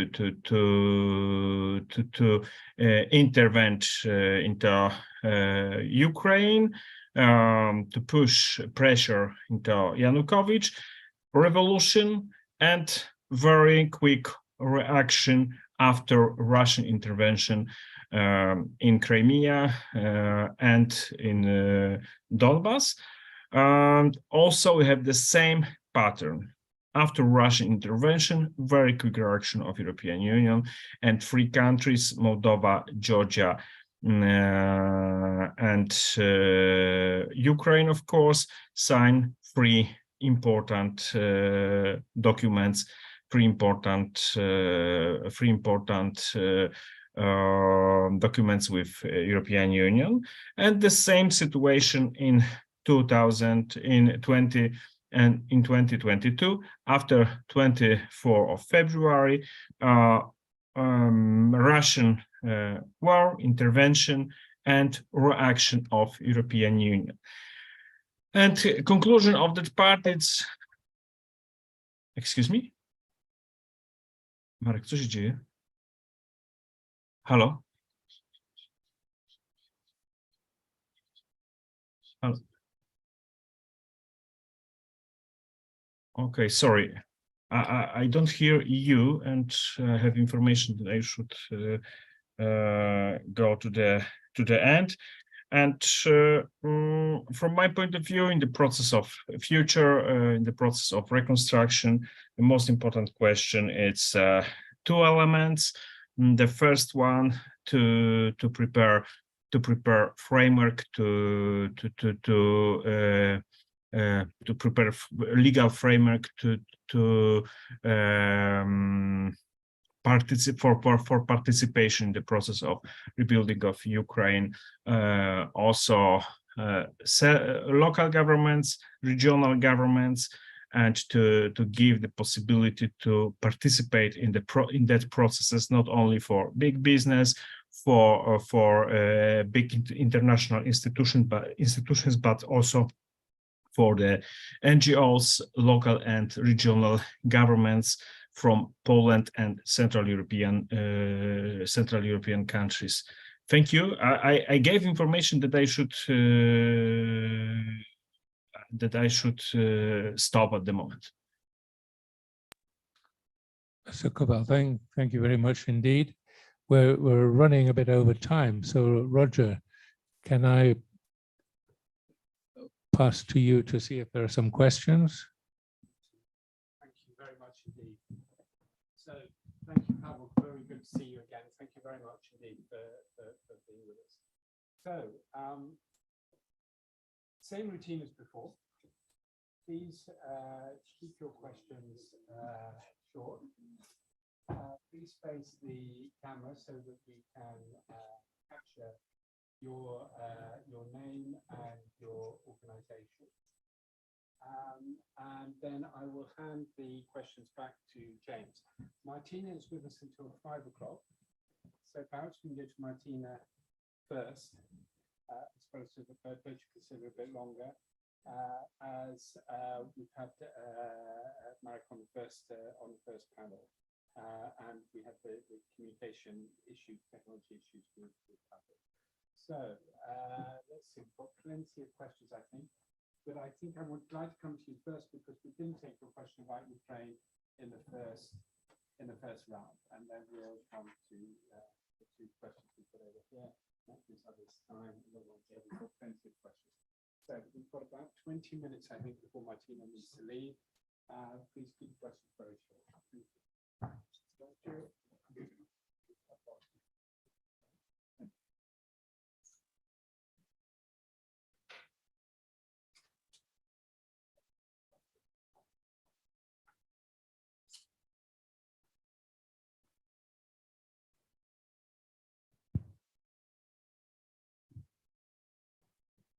Thank you. I am Lionel Balland from the French press group Liberté. And I have a question about the war, because one possibility can be that Russia breaks down the front in Ukraine, and that the Russian army move to the western part of Ukraine. What does the NATO do in this case? And does the NATO send troops? Because they say at the beginning no, but in the fact, do they send troops in Ukraine to fight directly against the Russian army? Very much indeed. Okay, thank you, Roger. Okay, my name is Moussa Abdelblot from the Brussels Times. I have questions to all of you, but I think I only ask one question to Martina because you have to go soon. And that's about your work.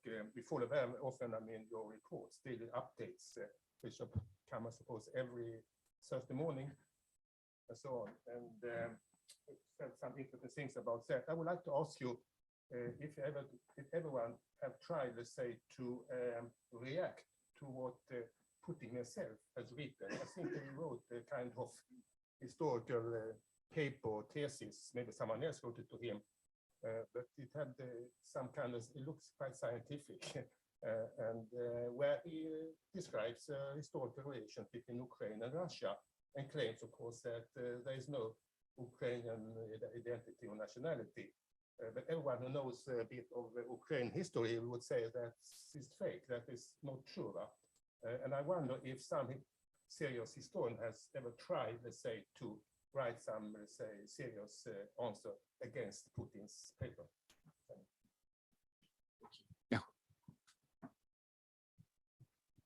Jakub Kryso from Council of European Professional Informatics Societies. I also have a question to Martina as she's leaving soon. You mentioned that thanks to the work of your task force, there is a clear trail of evidence of the Russian misinformation and how it's implemented in the various information channels in the Western Europe and beyond. But I would like to ask you, it's great that we have documented, but this process of misinformations is continuing. Where's the main problem? Is the problem with the technological giants that are trying to keep the freedom of speech at a certain level, that are a little bit afraid of tackle this issue? Is the problem maybe the low level of media literacy of European citizens and also the citizen in the United States? What can we do? What we need to improve to not only to record the process that we know in this room that is happening, but how can we stop it, and how can we counter the effects of the misinformation spread by Russians in the free world? Wonderful. Three very practical questions. James, back to you to moderate the answers, but perhaps first to Martina. Martina, if you could take the latter two questions, and maybe if you'd like to take the question on the war posed by the other gentleman. So starting with the question about confronting Putin himself, we have done this many times as EU versus Disinfo project, and you can look at the EU versus Disinfo.eu website or our social media, and you could see many examples of how we not only responded to the claims about how Ukrainians allegedly don't have identity of their own or are not a country, and so on and so forth. And the important point here is that Russia has been saying this for many years. And so if I speak about the track record, we do have a track record starting at least in 2015, because before 2015, it was happening, but we were not in operation. So the starting point for us is 2015. And please do look up what we do, and you can find plenty of information.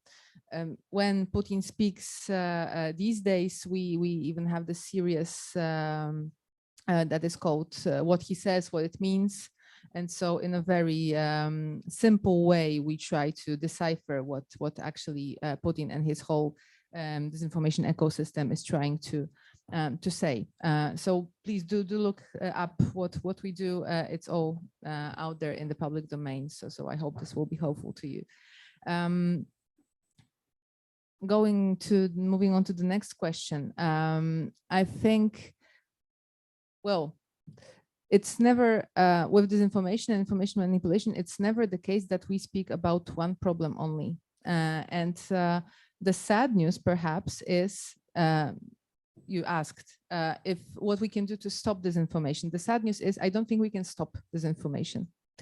The thing is, exactly. And this is exactly what we can do. We can limit the impact of disinformation. We can make it as costly and as difficult as possible for disinformation purveyors to act. And so this is what we're trying to do. You mentioned media literacy as the low levels of media literacy as being part of the problem. I very much agree.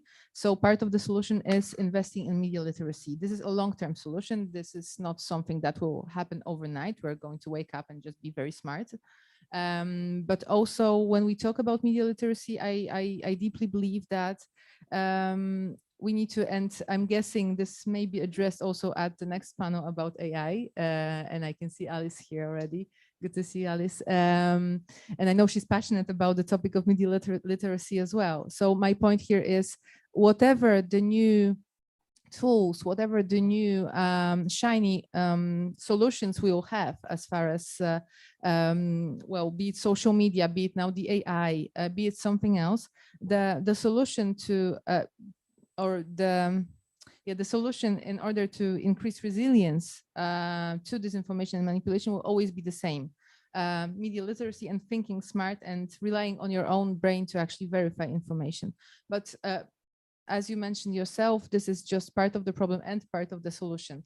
Social media platforms, cooperation with them is a very important part of the solution. And we do that. We do it in close cooperation with our colleagues at DG Connect and other commission services. So this is very much happening. But the biggest problem, if I were to name just one, the biggest problem with information manipulation is that it's everywhere. It's absolutely everywhere. So sometimes when I talk about it, I use this comparison of throwing mud at many walls at the same time. It's not a big challenge to actually decipher what Russia is saying, because we have heard Russia saying all those lies and manipulations for such a long time. And really, when we hear Putin speak about, say, this very worn out example, denazifying Ukraine, we can say, okay, you said it before, you said in 2013, in 2014, in 2015, and so on and so forth. And there's a track record of that. And really, what Russia is saying, how it is, so the narratives that Russia is using in the information space are very, very predictable. So this is not the problem, not such a big problem. The real problem here is throwing mud at many walls, which is Russia is using over 250 different techniques, tactics, and procedures to advance its narrative. So even if you know what the mud is, when it is being thrown at you from so many angles, it's actually fair to assume that some of it will stick, regardless of how many fact checkers will try to, wash the walls and so on and so forth. So only the systemic response, which encompasses strategic communications, disruptions such as sanctions, investing in media literacy, debunking, situational awareness, and all those other elements that I spoke about before, only when we look at this in a comprehensive way do we stand a chance to fight this challenge. But as I said, we can make it more costly, more difficult to do, but we are probably not going to stop it. Thank you. And Burcu, are you comfortable to take the question from this gentleman on the war in Ukraine?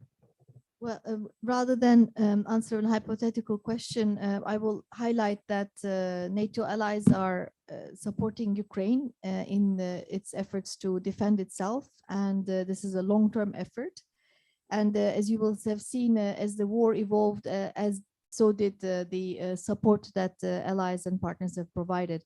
I mean, initially, it was sort of shoulder-held sort of light defensive weapons and anti-tank weapons that evolved into heavier air defenses, evolved into heavy armored vehicles, evolved into tanks, and talk about jets. So clearly, allies and partners are keeping up with the evolution of the war and adapting their support accordingly. And this will continue, I suspect. And the Ukrainian counter-offensive, which we're expecting may have started, this we feel, allies feel that Ukraine is ready for it, and they will support Ukraine in the way that they have supported up until now, and commensurate with the Ukrainian requirements. At the same time, I would also say I talked about collective defense and strengthening, tightening up our own defenses. So we have been also very clear since the start that Putin must not make any miscalculations, and that allies will defend every inch of alliance territory. And we have actually also demonstrated this quite clearly because there have been many forces and postures that postured in the eastern border of the alliance. And so we went from 4 battle groups to 8 battle groups first, and we're exercising how to step up those battle groups into brigades as necessary, as was decided at the Madrid summit last year. We have been updating our defense plans, assigning forces to those defense plans. So we're moving ahead in tightening really our collective defenses, because as you all know, the centerpiece of the alliance is that an attack on one is an attack on all. So there's no east or west or north or south of the alliance. And if at all, any by mistake or by design, an attack should happen on alliance territory from whichever direction, it will be responded resolutely. Thank you. Thank you. Well, I think we've run out of time. I would like to thank Pavel Kowal for having stayed with us. I apologize for the technical issues over your sound. And if I could just ask the the audience to show their appreciation to our distinguished panel in the usual way. For this panel, and you'll be very pleased that you did.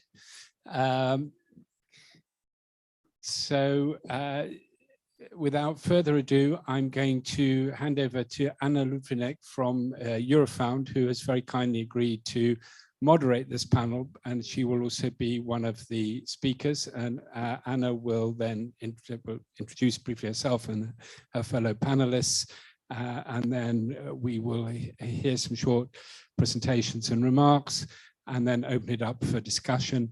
And as this is the third panel of the day, we'll run this maximum for an hour, maybe slightly under, and then please do join us for a small reception in the courtyard after. So over to you, Anna. Thank you. Thank you very much, Roger. Yes, I'm acutely aware. We used to say this is a terrible panel to be before lunch. We are before reception. However, I think it's such an interesting topic, and we have such a fantastic panelists that it's really going to just enrich our discussion after the event. And, you know, we heard, I think in the previous session and the session before, AI being mentioned a number of times. So I think it's very fitting, I think, with a focus on AI and this broad topic we heard, we see in the title on impact on democracy. And I think it's timely because I think everyone, we open the newspapers, we look at the news, and we are just basically bombarded by this terrible impact that AI will have on everything, on our lives, livelihoods, workforce, democracy. And I think it's maybe a little bit, it's helpful to sit back and exchange with experts, try to compartmentalize it a little bit and see how we can take it forward. Because I've heard yesterday that it's not so much, or it's not really helpful to talk about the nature of AI as such, but it's very important to talk about the nature of society we live in, and we want to deploy AI and implement it. And I think part of the society, we talk about rules and regulations, and I think that is really a more meaningful, I think, way of taking it forward. But having said that, I think it's also telling that we were talking about security and the war of Ukraine. And these are sort of events that are described as this perma-crisis. And I think the intrinsic feature of a crisis is that the responses very often are very rapid. And we, in a way, give up some of our freedoms or the rules and the regulations that govern our societies to react or to address the pandemic. And I sometimes feel that when we talk about AI, there may be some rash decisions that we do not follow this democratic linear process that it's due and needed because we want to quickly regulate it or make sure that it doesn't have these negative effects. So I think it's great that we have here two panelists, Alice Stolmeyer, which some of you already heard. I read a little bit about the organization that she founded, Defend Democracy, very notable, and I think really very interesting, trying to defend and strengthen democracy against foreign interference, security, and what we have the focus today, the technological change, if you like, operating both in Brussels and in Washington. I think, again, that would be an interesting dimension. Maybe we can hear from you how the different sides of the Atlantic are dealing with those issues. And I think also looking at your activities, what I found very interesting is that you do a lot of high-level engagements and stakeholder consultations, but you also go really down to the grassroots level, training the practitioners and making sure that the communities are equipped with the right tools, as we were talking about in the previous session. So it's great to have you here, Alice, and Adrian Duguay, who, again, heading a relatively new organization, Association for Civic Tech Europe, which governs and provides the voice and the platform for civic tech professionals to be the interlocutor in Europe.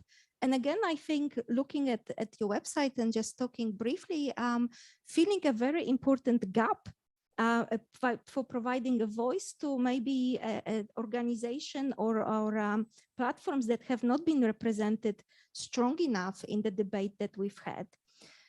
So what I would suggest is we maybe talk in two blocks. The first one, I would ask Alice and Adrian to reflect a little bit on the challenges, yes, but also maybe the opportunities, because we tend to overlook them a little bit, that AI, if properly deployed, may bring us. And secondly, about what is it that we need to do in terms of the regulatory framework. And, you know, we look around, and certainly the Commission and other policymakers have put forward a number of initiatives. We have the Digital Services Act, we have the Digital Declaration of Rights and Principles, which, you know, looking at it, it's very much centered around people, principles, safeguarding, etc. And I think it's also very timely because, as you probably are aware, Brussels is in the middle of shaping the next agenda of the EU Commission. What is it that they should be doing? So I would also ask you, maybe coming with your experience, what is it that you would be asking the Commission when it comes in next year? What should they be really cracking on immediately in terms of the priorities? So I think if we start maybe with these two blocks, and then, you know, there is a lot of expertise in the room. So I think it would be great also to bring people into discussion. So if I start with Alice, first of all. Hi, yeah, it's working. So hello, everyone. I hope your heads are still cool and that you are seated comfortably in this last hour before the reception. My name is Alice Stolmeyer. I'm the founder and executive director of Defend Democracy Indeed. And I will start with a confession, because I'm not an expert on artificial intelligence or AI. Actually, very few people are. However, I do have a background in psychology and also in philosophy and social studies of technology, which comes in very handy when thinking about large technological transitions in our societies. That can be the energy transition, but it's also the digital transition. So what I've been trained to do as a former scientist is to think about those large transitions and about the, let's say, the socio-technical networks that these transitions take place in. So it's about the relationship between technologies and people, and how not only technologies shape our societies, but also how people shape technologies in the first place by designing them, but also the ways in which they use them. So it's about that interplay that, you know, that I've looked at in various sectors. But today we are, as you know, talking, or at least this panel is talking about AI.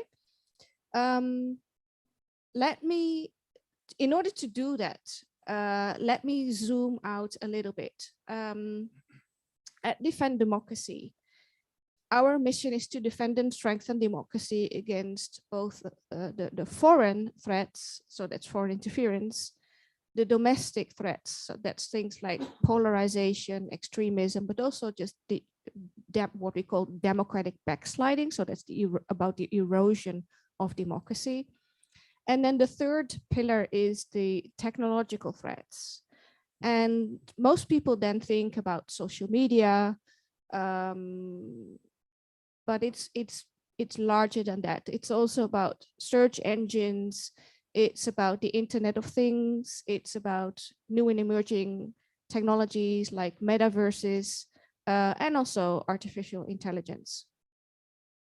Now, what's important to understand, at least from our point of view, is that these three threats, the foreign, domestic, and technological, are not only interconnected, but they are reinforcing each other. Now, that's not the topic of today, but it's important to keep in mind.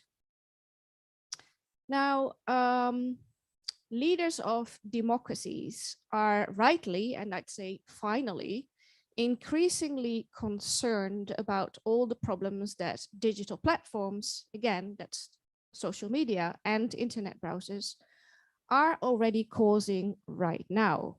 I mean, we don't even need AI for these problems to happen.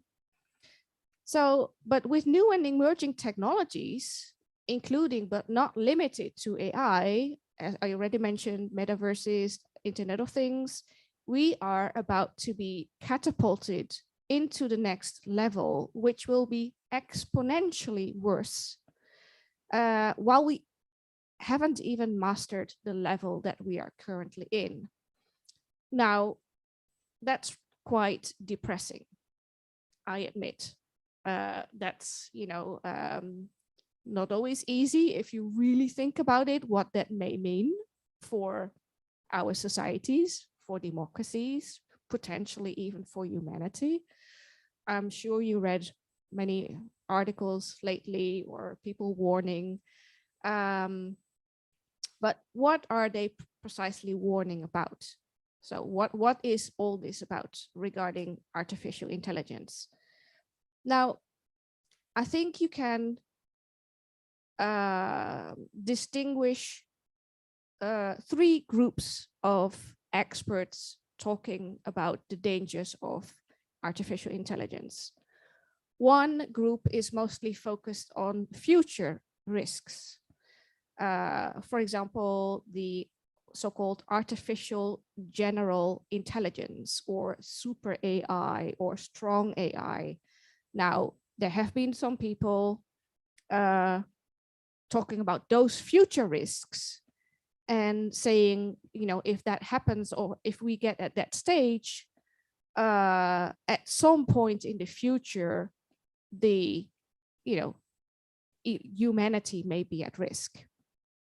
There's another group who says, no, look, it's all the big tech guys who are now suddenly warning about that. It's just a ploy for whatever capitalist or whatever reasons they may have.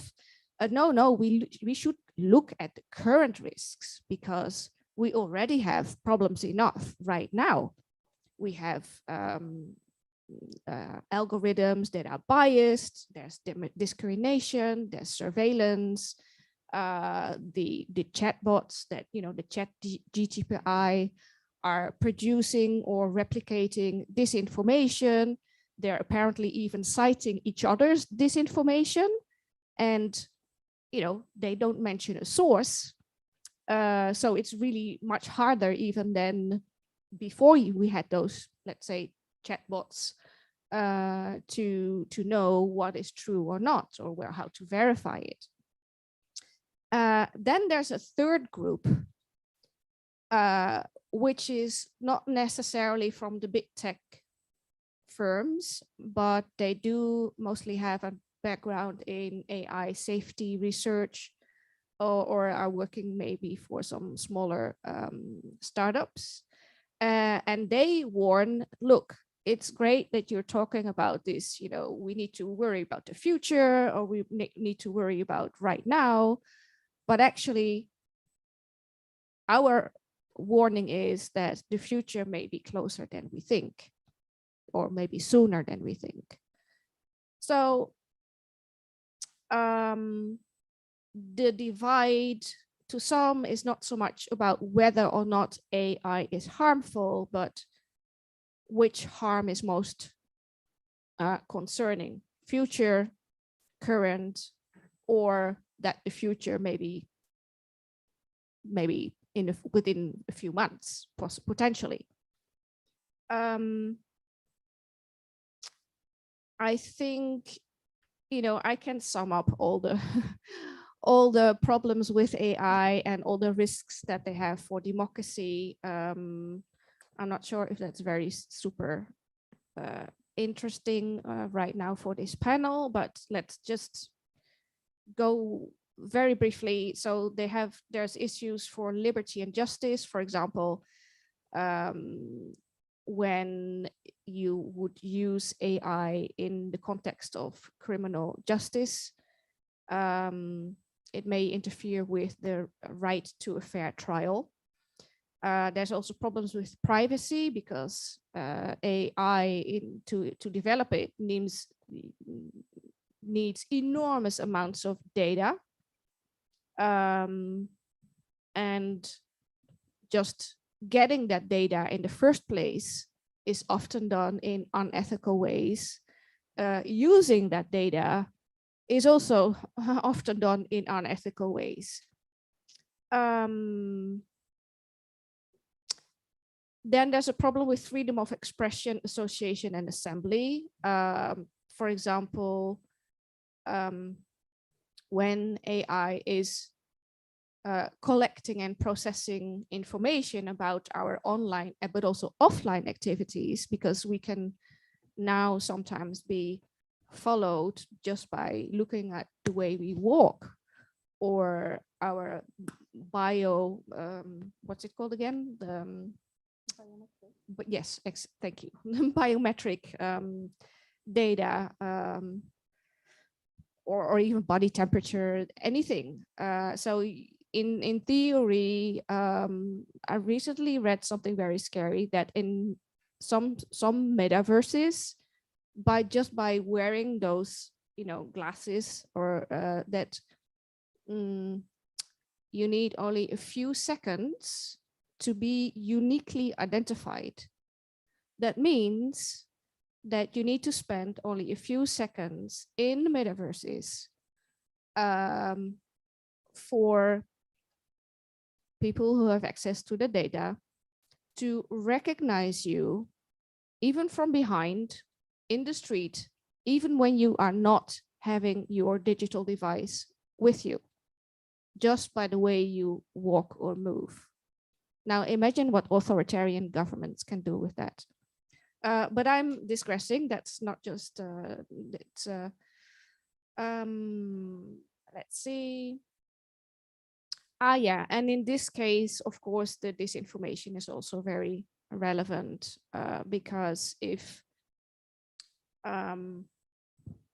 our news or online interactions are increasing, or our timelines are increasingly filled with information that is kind of composed or collected by data that is in itself biased or misinformed, then of course the results, as scientists, we always say, garbage in, garbage out. So if you put garbage into the system, then the result will be garbage.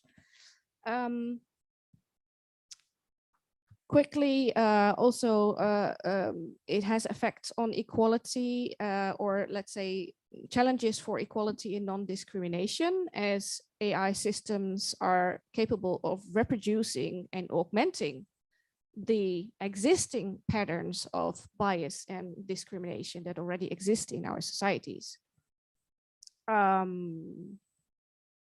And then, and that's your specialty, social and economic rights. So increasingly AI systems are used by employers and governments that are putting people's social and economic rights and labor rights at risk.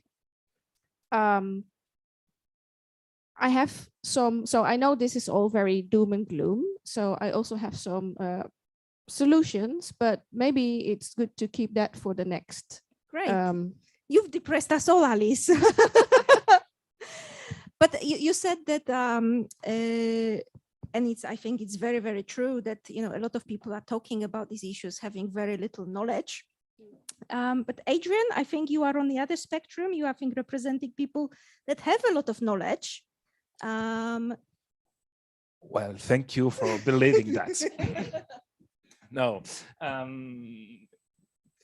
or at least I will try to share with all of you what we believe to know. So I'm Adrien Duguay. I'm the president of the association Civic Tech Europe. And then, as it has been said, I represent a very subfamily of tech these days called Civic Tech, Citizen Engagement Technologies. Our main work is to design many platforms and softwares made to engage citizens through participation operations, through mobilization operation, which means that on a daily basis, we are working with governments, with NGOs, civil society, and also some corporate and civil actors willing to shape new kind of citizen engagement operations. Among these different platforms, and it's very important to start with what is the state of the tech and the civic tech, and what also we call the democracy tech today. Among this subfield of technologies, you will find at the same times participation platforms like voting platforms, local democracy, local vote, and local ideas and consensus methodologies and tools. You will find mobilizing and campaign platforms designed directly for political and parties and candidates. And these are kind of platforms that will be used a lot this year for the European elections 2024, for example. But you also find what we call citizen-centric platforms designed for public services and also governments to help public authorities to involve citizens in the daily management of common services or public and policy, local public policies. Having said that, and when it comes to AI, I would like to be a bit provocative. First, I have a question for all of you here. Who is using AI daily today? Actually, the answer to the question here is everybody. And everybody, each time, or at least everybody with an internet connection, because each time you're connecting to the internet, each time you are ordering something from an e-commerce platform, each time you're going to the social media, etc., at some point, you will use some AI tools. And as it has been said, the thing is that AI, it's not one tool. Because right now in the debates, we say, okay, we have to be afraid of AI, but you're right, it's not one tool. It's also a family of tools, and it's quite an old family of tools. The first AI projects and design and research started already 30 to 40 years ago, and we are talking about the AI for the last 20 years in tech. So in that case, what is the hype today? The hype for the last year is that there has been a kind of emergence of conversational AI, which means that for the first time, AI is reaching the mass public and mass citizen through chatbots. Some we already know, like ChatGPT, of course. Some that we don't know yet, like, and this one is very interesting, like a Hugging Chat. I don't know if you know that one. It's the new ChatGPT, but in open source. And I will come back to this kind of open source AI project, because this is indeed a very challenging and uncertain issue. So conversational AI is on the rise, and we are still looking for the new opportunities and use cases depending on this conversational AI. Now I come back to civic tech. What can we do with that? We are experts of democratic processes. We are trying to imagine what could be the digital democracy and how we can shape new opportunities for citizen engagement, new opportunities for institutions to get closer also to the citizen. And the question is, how can we use these new AI tools to make it happen? There are different kinds of answers. The first, and we think about it very easily when we think about democracy. The first is regarding communication, and beyond that, the ability to personalize messages through social networks and to the citizen, so that in the end, the idea is that citizens would be more interested in the politics if they have a customized message, or if they have customized access to the knowledge. Of course, with this kind of projects, personalizations of political message, there are huge risks associated. But it's also something we have to keep in mind, because part of the, I would say, the current democracy crisis. It's also the inability of citizens to reach informations and to reach information, relevant information for them. So one field of research is about how you personalize the messages, or at least how do you try it, and how do you do it in a transparent and trusted ways. Another field of research, it's really around digital democracy. How do you use AI to create new opportunities for engagement? To do that, you have different layers of answers. First, you can use AI to analyze very big data sets. Today, it's used, for example, when you are conducting consultations operations, at-scale consultation operation. I will take one current example right now happening in the EU bubble. Maybe some of you have already heard of what we call the EU Hope initiative. So it's a coalition these days, and they have a very clear goal. It is to reach 1 million young people in Europe, to ask them about what they want for the future European election 2024. When you are conducting such at-scale operations, and when, of course, you are aiming to gather potentially millions of contributions, you need some tools to help you understand what's happening, what are the patterns, what are the trends, etc., etc. For now, a few years, these tools are machine learning tools, and so-called AI. So a first use on real concrete use cases of AI applied to democracy, it's through this kind of consultation. Another layer, and we usually don't think about it, is the ability for AI to optimize electoral campaigns. And I'm going to talk about electoral campaigns. It's not only a communication problem, but it's also an organizing problem and a logistical problem. And that, of course, I don't know if some of you here have already led campaigns for any kind of activist engagements. But the fact is that when you are leading a campaign, when you are organizing a movement, especially at scale, especially, for example, in Europe through different countries, you have a huge logistical chain to put in place, because you have to manage volunteers all the time. You have to be sure that when you launch some field actions, every volunteer involved in your organization has its own a task, an action to lead locally. Right now, the trend when it comes to civic tech is to help this kind of process, and we will be able in the near future to help it again more through artificial intelligence tools.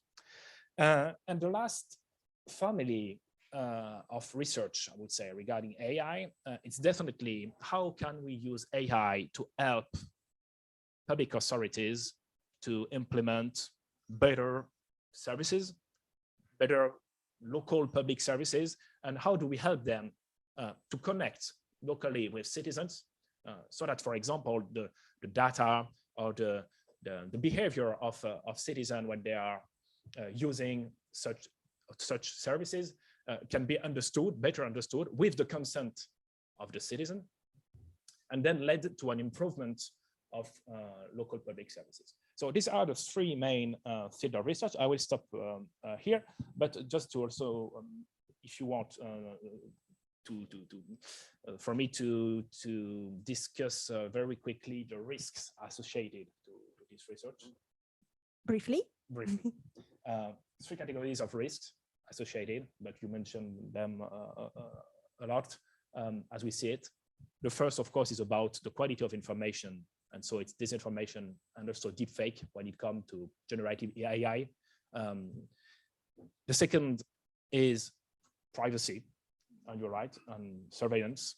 And the third is also, and we don't think maybe about that one, is about what we could call algorithmic bias or AI bias, especially when it comes to activist culture and political culture, because as AI and conversational AI, for example, are a kind of mirror of the society, they are, of course, not neutral politically speaking. And I will add on top of that, that the main AI models used today, they are also designed and trained by some organizations. Most of them are US-based, which also means that the moderators are US-based. And I don't say that because I say, oh, no, they are biasing the system, but we have to be aware that some political choices regarding ethics and morals are made that way today. So I stop that for now. No, that's very interesting. And I was listening to you about this big mobilization. I was just thinking about this huge row we have in Poland now, because you probably saw on the news about this big protest that happened a day or so ago. And now, instead of focusing on the protest and the aims, there is a massive argument about how many people took part in the protest, because you have different media outlets giving very different numbers and they can't agree. And someone saying that actually, if you had AI sort of associated, it would be actually very easy to estimate very precisely of how many people participated in a march, and that would be completely not disputed, because now each side is totally disagreeing with each other on how many people have participated that. But that's just a side comment. But Alice, I mean, Adrian just mentioned the US. I was wondering whether, and now going back and trying to wrap up about some of the things that you would see, you see the risks. What would be some sort of concrete instruments or tools or safeguarding measures that you would like to see maybe put in place as we move forward? Yeah, thank you for the question.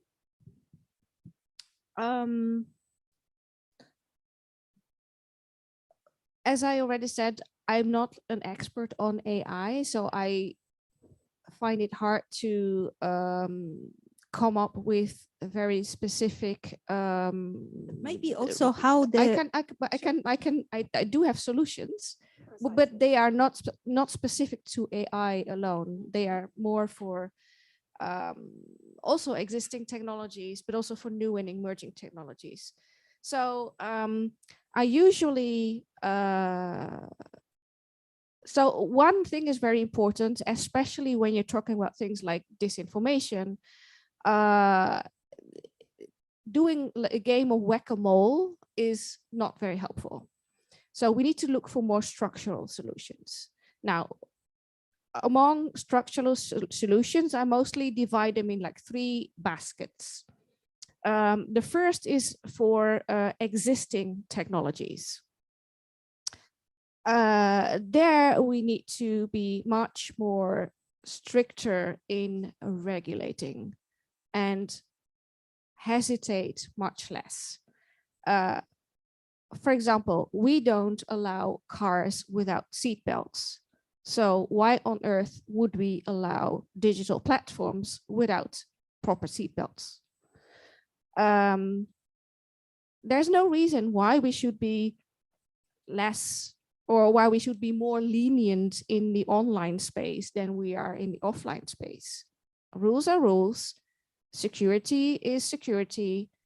Public safety is public safety. So let's just do it. There's no reason not to. And speaking about transatlantic differences, especially again, when you're talking about regulating social media platforms, the first knee-jerk or gut feeling reaction in the United States is always, yeah, but freedom of speech. That's nonsense. You can do, there's a lot that you can do, regulate without even touching freedom of speech.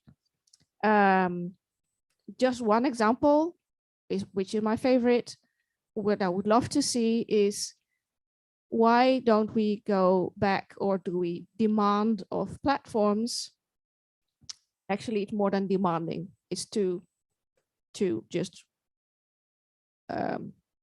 make it mandatory for platforms to use a reverse chronological timeline as the default setting.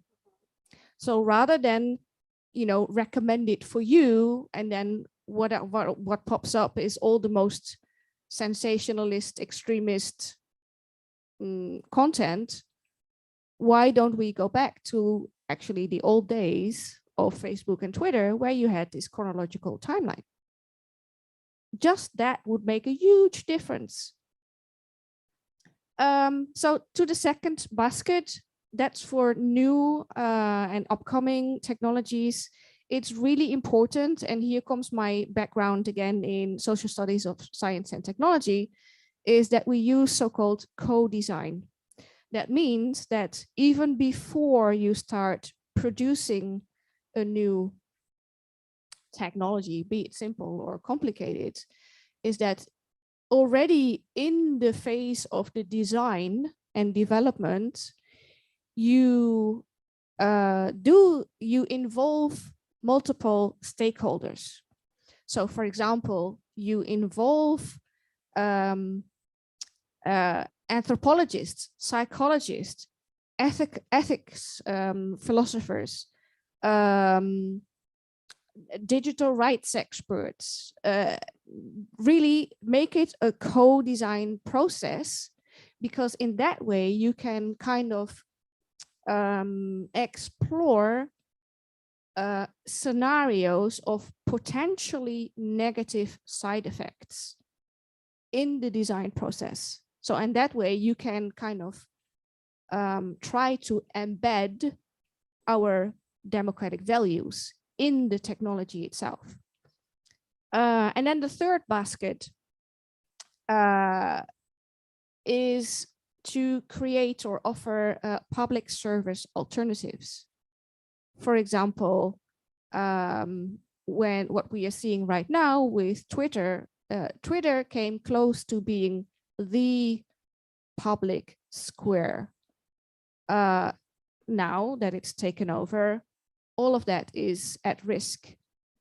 So I think we should start treating digital platforms as so-called critical infrastructure, and make sure that we have public service alternatives in place so that we can continue our conversation without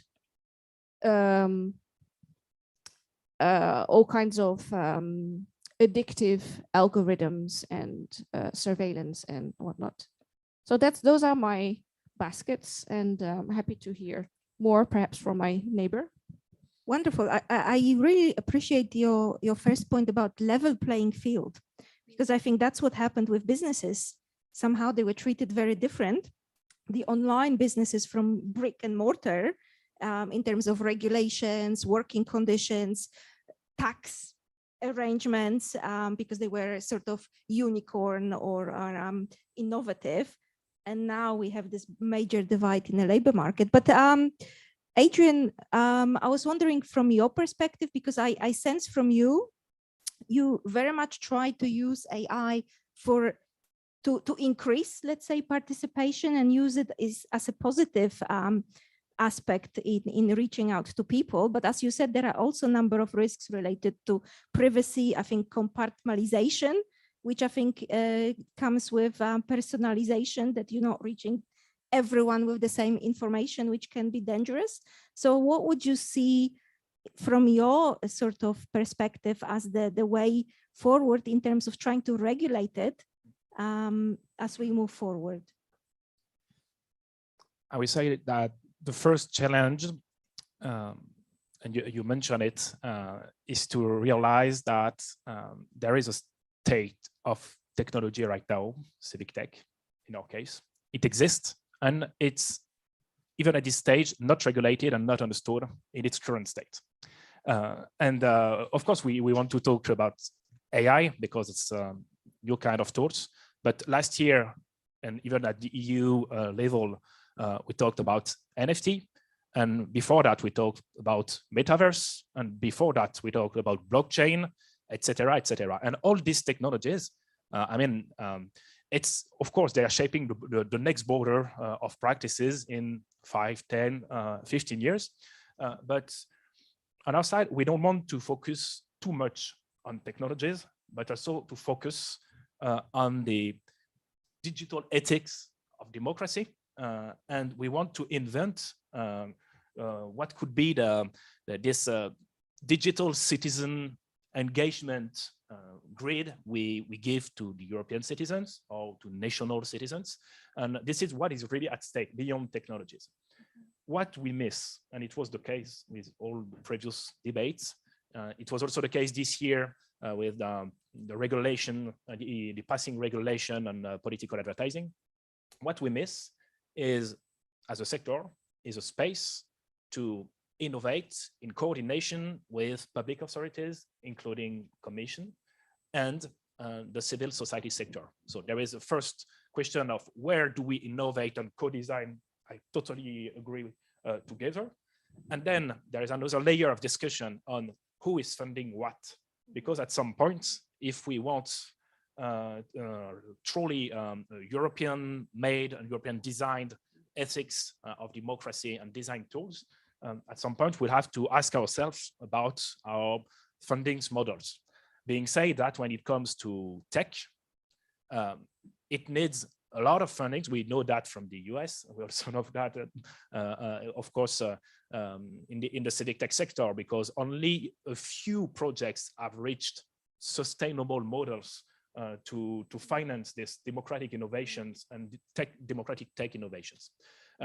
So the very important, what is at stake here is not only AI, it's the relation between the EU institutions and the public sector, the civil society, and the tech providers. And once again, I'm not talking about necessarily the classical tech providers, but also the more specialized professionals.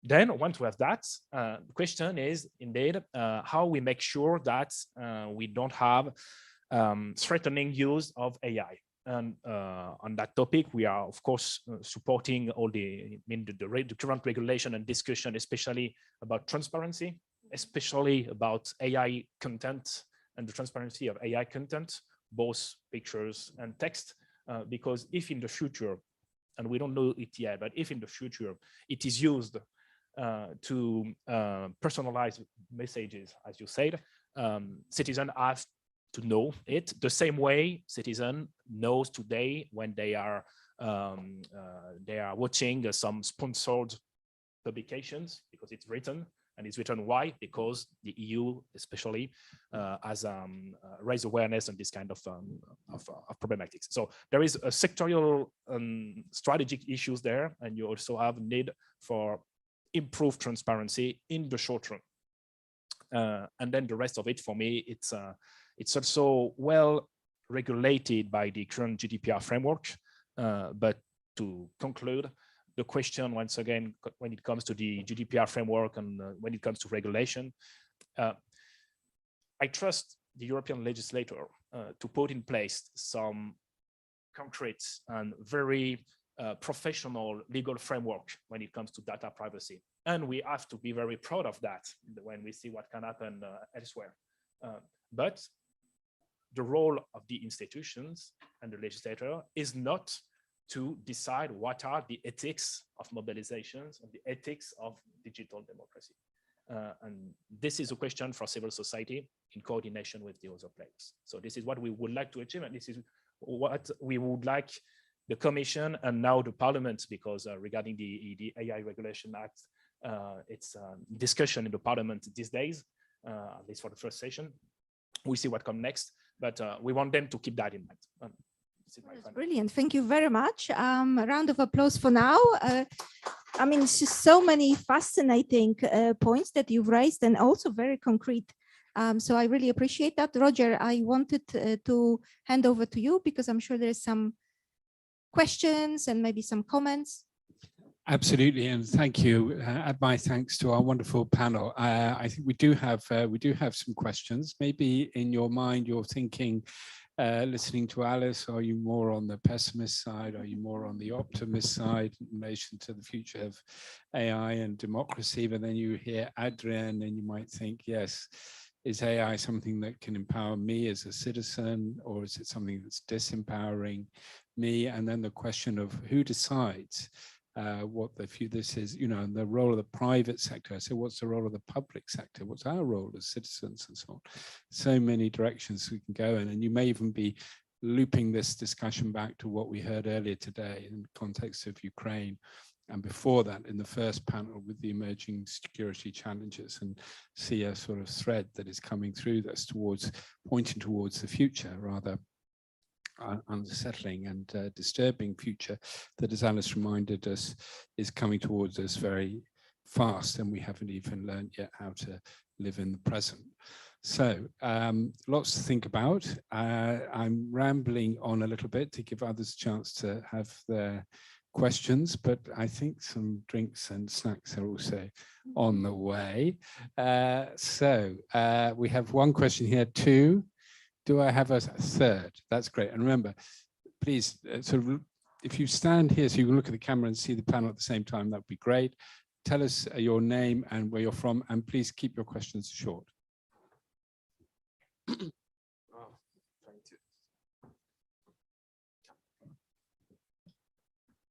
So Andrea Castagna, I'm a Bertelsmann Foundation fellow, and but I'm here today in my private capacity. So I just want to quickly reply to Anna about the AI thing to count participations in the protest. According to the AI Act, that would be totally illegal, because the AI Act creates 5 categories of risk, and the management of democratic process and public events through EI will be illegal according to the EI Act as it is today. But then I want to come back to what Alice was saying about regulations, because it seems to me that we in Europe, we do like to regulate a lot and to come up with fancy things like holistic approach, general regulations. But in reality, we cannot do that because of the lack of European integration. And I can give you an example, GDPR. We like GDPR. We pretend that it's a global model, but in reality, what the GDPR is that we rely a lot on the Irish privacy bodies, because we do not have a European one. And when you were talking before about the cars, yes, it's true that we cannot produce cars without security belts, but because there is police in Belgium, Italy, Poland, Malta, that can stop the car and put a fine if it doesn't have the belts. While in the case of GDPR, we rely on 27 different bodies, but in reality, 80% of the work is done by the Irish data protection body. And that's the problem. So how do we defend democracy in the digital sphere in a time where the European integration is not complete? Because what I'm afraid about the EA Act, and now we'll see in the Council, in the Parliament, how it's gonna be, because we say that we have a digital single market, but in reality, we don't have a digital single market. So it's an open question, I understand, but I think it's the core of the problem when it comes to regulating EI. Thank you. Thank you very much, Andrea. Piotr. Thank you, Roger. Thank you very much for this very interesting conversation. Shame that it's happened towards the end of the evening, but actually I think we're privileged because there's fewer of us, so we can actually really enjoy it. Thank you very much for mentioning the need for integration of civil society into the conversations. This was something that I was really waiting to be said during this panel, and it was really good to hear it from you, Adrian. My name is Piotr Serowski. I'm Secretary General of Volunteer Europe. Actually, we also are involved in a youth-focused ED Cyber project, which is about democratic education and engagement of young people in democratic processes. We actually have a training in Naples next week on cyber animation. One thing that is picked up very strongly in our project, and perhaps you could also reflect on it, it goes down to the very individual level of mental health and well-being as well. So when we're talking about AI and defense of democracy, it's also about defending or protecting the mental health and well-being of the individual users, especially young people as well. So perhaps something to add to this conversation here. Thank you. Thank you very much indeed. Very, very important aspect. Also, please. Yeah. Yes. Yeah, most of Brussels times. I'll be very quick now. I tried to ask the question. We're talking about, say, the risk or challenges, those are the threats and so on. And I would like to ask whether it's possible to imagine, let's say, that artificial intelligence in the future, we talk about the future, is that can reach the same level of imagination and creativity as humans. Is that a real threat? Because if that reaches that level, I mean, will that somehow kill, let's say, human imagination and creativity in the future? I think there was an article some months ago by some people, including this famous historian Yuval Harari, talking about that risk. And the second question to Adrian, I mean, about the possibilities and so on. You mentioned that you're doing research about consultations and so on. And I was thinking about this, European Citizens Initiative, which has been enforced for quite some years now. And then, the challenge is, let's say, to collect at least 1 million signatures from at least 7 member states. It usually takes quite some time and so on. And do you see, let's say, a way how to use AI, let's say, to facilitate that and really to contribute to that process? Thank you.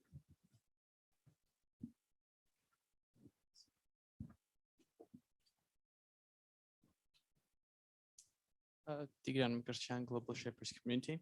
So first about the restrictions on more restrictions on AI and on algorithms.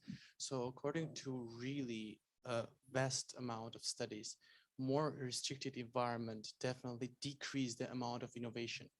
So an example of the seatbelt, I would assume the one reason can be that this is more of a physical environment. So not having a seatbelt can bring to death rather than the safety on digital environment. And secondly, about the ethics that was a bit tackled by Adrian. So don't you think it's a bit against democracy to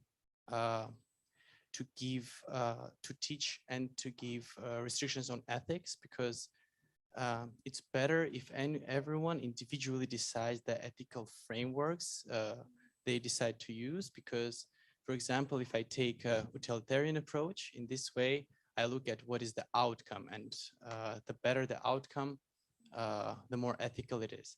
On the other hand, if I decide to use principle-based approach, this way I look at the actions. So don't you think it's anti-democratic? It will be anti-democratic if I will be told what is the ethics. Absolutely great. So while we give one more question. Yeah. Did you want to add to what was a comment? Yeah, of course, it's possible. And then I think we'll wrap up. Yeah. So when it comes to, isn't it better to decide on ourselves? For example, now Snapchat has a function, you guys probably know, like a virtual friend AI. And there was a famous case that was mentioned in many articles recently, that the personal AI of a teenager actually groomed it for sex. Because basically the young person was asking questions, should I date this person? This person is over 18. And the advice it got from the AI was, if you want to make a romantic mood, buy candles and flowers and stuff like that. So when it comes to ethical, I think it's more than just let's decide for ourselves. And the question that I had, because also it's connected to democracy, how disruptive can AI be for the labor market? Because this is very much connected to democracy. And if AI will have a disruptive impact on the labor market, how will that impact democracy, elections, the public speech on future jobs as well?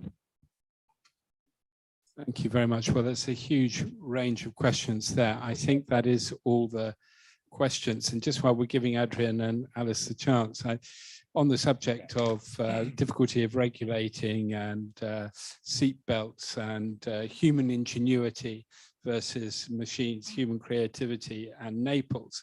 I'm just reminded of the time when the seatbelt legislation was introduced in Italy, and Naples, which is always a very difficult place to get things done, created, you may know the story, created a, they didn't want to fall into line with the seatbelt regulations, so they created a t-shirt with a picture of a seatbelt across it so they could continue to drive around in their cars, making it look as if they had seatbelts on. So I think even getting seatbelt regulations everywhere implemented is not as easy as it sounds. But on the other hand, that's because of human ingenuity and creativity, which perhaps is what's going to save the day in the end. So Anna, over to you, and to decide how you want to do this, perhaps to comment on the points that have been raised, but also make any concluding comments. And please do comment yourself, of course, because Eurofound is very active in this area as well in terms of the impact of AI on future living and working conditions. Absolutely, and, but I think that merits another panel talking about future of work and labor markets. So I'm not going to go into it. I think about seatbelts. I mean, I remember the ban on smoking, that somehow, you know, that's not physical, but somehow we have managed despite the very different regulations in Europe. And I appreciate your first point that we are very different in Europe. When I look at my own field, social field, there's always the starting point, don't bother, it's too difficult, different countries have different regulations, and somehow we manage. The recent example is on minimum wage, which we will have now in European countries a common definition and how the minimum wage should go forward. So I don't think it's unreasonable for us to ask or advocate for something which a lot of people maybe think that it's not doable. But what I find interesting is that even in the room, it seems we have diverging views on some of those aspects, on ethics and how far can you go and how much freedom should we have to leave left to an individual, let's say, to decide about the future. But Alice, I think the seatbelt question you have to tackle, I'm sorry. The creativity, and Adrian, I think the young people, mental health problems, and then ethics, I think that would be great. Yeah, so to start with the seatbelts, my point was not that, I think it's slightly different. It's not about whether or not people are wearing seatbelts and that we have 27 countries, different police, and how they enforce those rules. My point was about the design of the car. We are not allowing cars to be produced when they don't have a seatbelt. Or take another example, we don't allow medication to appear on the market without it first being have passed several tests and being authorized by whatever medical authority. So that's what I mean. It's about the design. Not so much about how we use it. So that about the seatbelts. Perhaps I should also mention, yes, the mental health and social aspects. Mental health is also very relevant, which is one of the reasons that the training that we have developed called Act on Disinformation is not just looking at the I mean, unlike many other trainings about media literacy and digital literacy, we are looking less at like how to distinguish fact from myth, but we focus on the social and psychological and emotional aspects of disinformation, and also the digital tools that we are using.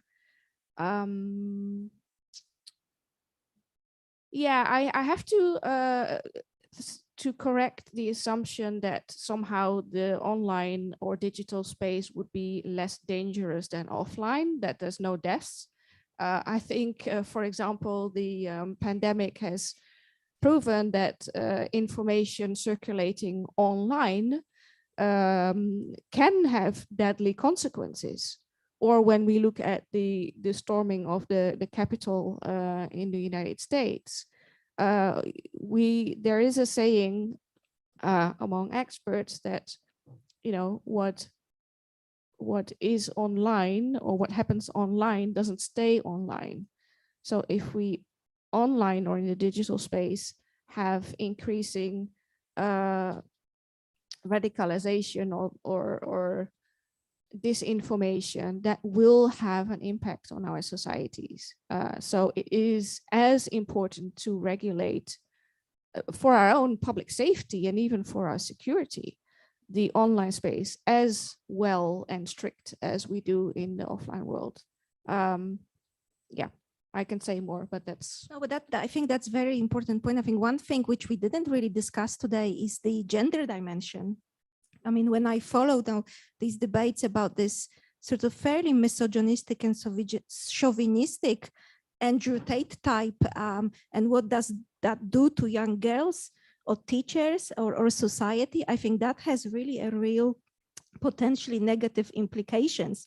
And when you look at this huge following these guys have, which we don't even know who they are, I think that's really frightening. And then really that deserves, you know, a lot of actions offline to prevent that happening. But Adrian, sorry.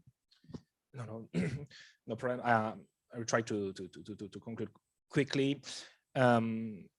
First, regarding public debate, because when it comes to ethics, I strongly believe in public debates, but I want, it's also part of our sectorial vision, we want a public debate where every citizen can share its thoughts, or every citizen can act if he or she wants to act.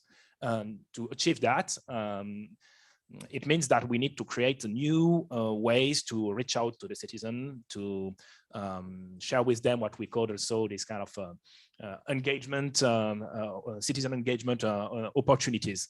But beyond that, it's a common debate to have. And once again, when I speak about ethics and the ethics of civic tech and the ethics of democracy, and especially when it comes to technology, it's because today, as a matter of fact, part of the engagement system has been designed by external players. And so the question, but which is a long-standing question, it hasn't appeared with the AI problem, but the question is how, as European, we create more coordination between different actors and citizens on that kind of topics. From our tech professional point of view, it means that we have to be very transparent on the kind of tools we are using, but we also have to develop more opportunities than we have today to engage in these public debates. It can be through just basic participation. I want to share my ideas, but it has also to be through advanced participation. I want to create my movement. I want to candidate to an election. I want to participate in my local community, but I don't want to speak about politics, etc., etc. So we have a wide and broad conception of citizen engagement, and this is why I try to mention why I talk about ethics. When it comes to mental health, and for Mr. And I'd like also to generalize a bit, because beyond mental health, it's also isolated publics and vulnerable publics, and it's the big questions of the ability for different kind of publics to access technologies in a safe way. The good news is that through the new generation of tools, this part is more and more understood, and also we have more and more possibilities to limit the risks. I'm answering about mental health in particular, and the fact that especially in specific publics like young or elders, public authorities have much more ways to engage with this kind of targets than before. And it's part of it is because it has been considered in the shape of the global digital democracy debate, and we have to go further. I don't have, of course, all the answers. I can't say what could be the impact of AI on mental health, but if we have a bigger thoughts about the ethics, we can also establish a frame of what public digital future digital AI democracy can say or not say. And last thing regarding consultation, just to mention that I'm not sure we realize how fast this kind of democracy technologies are evolving, and also how in 5 years, if I take just the difference between the 2019 European election campaigns and this campaign this year,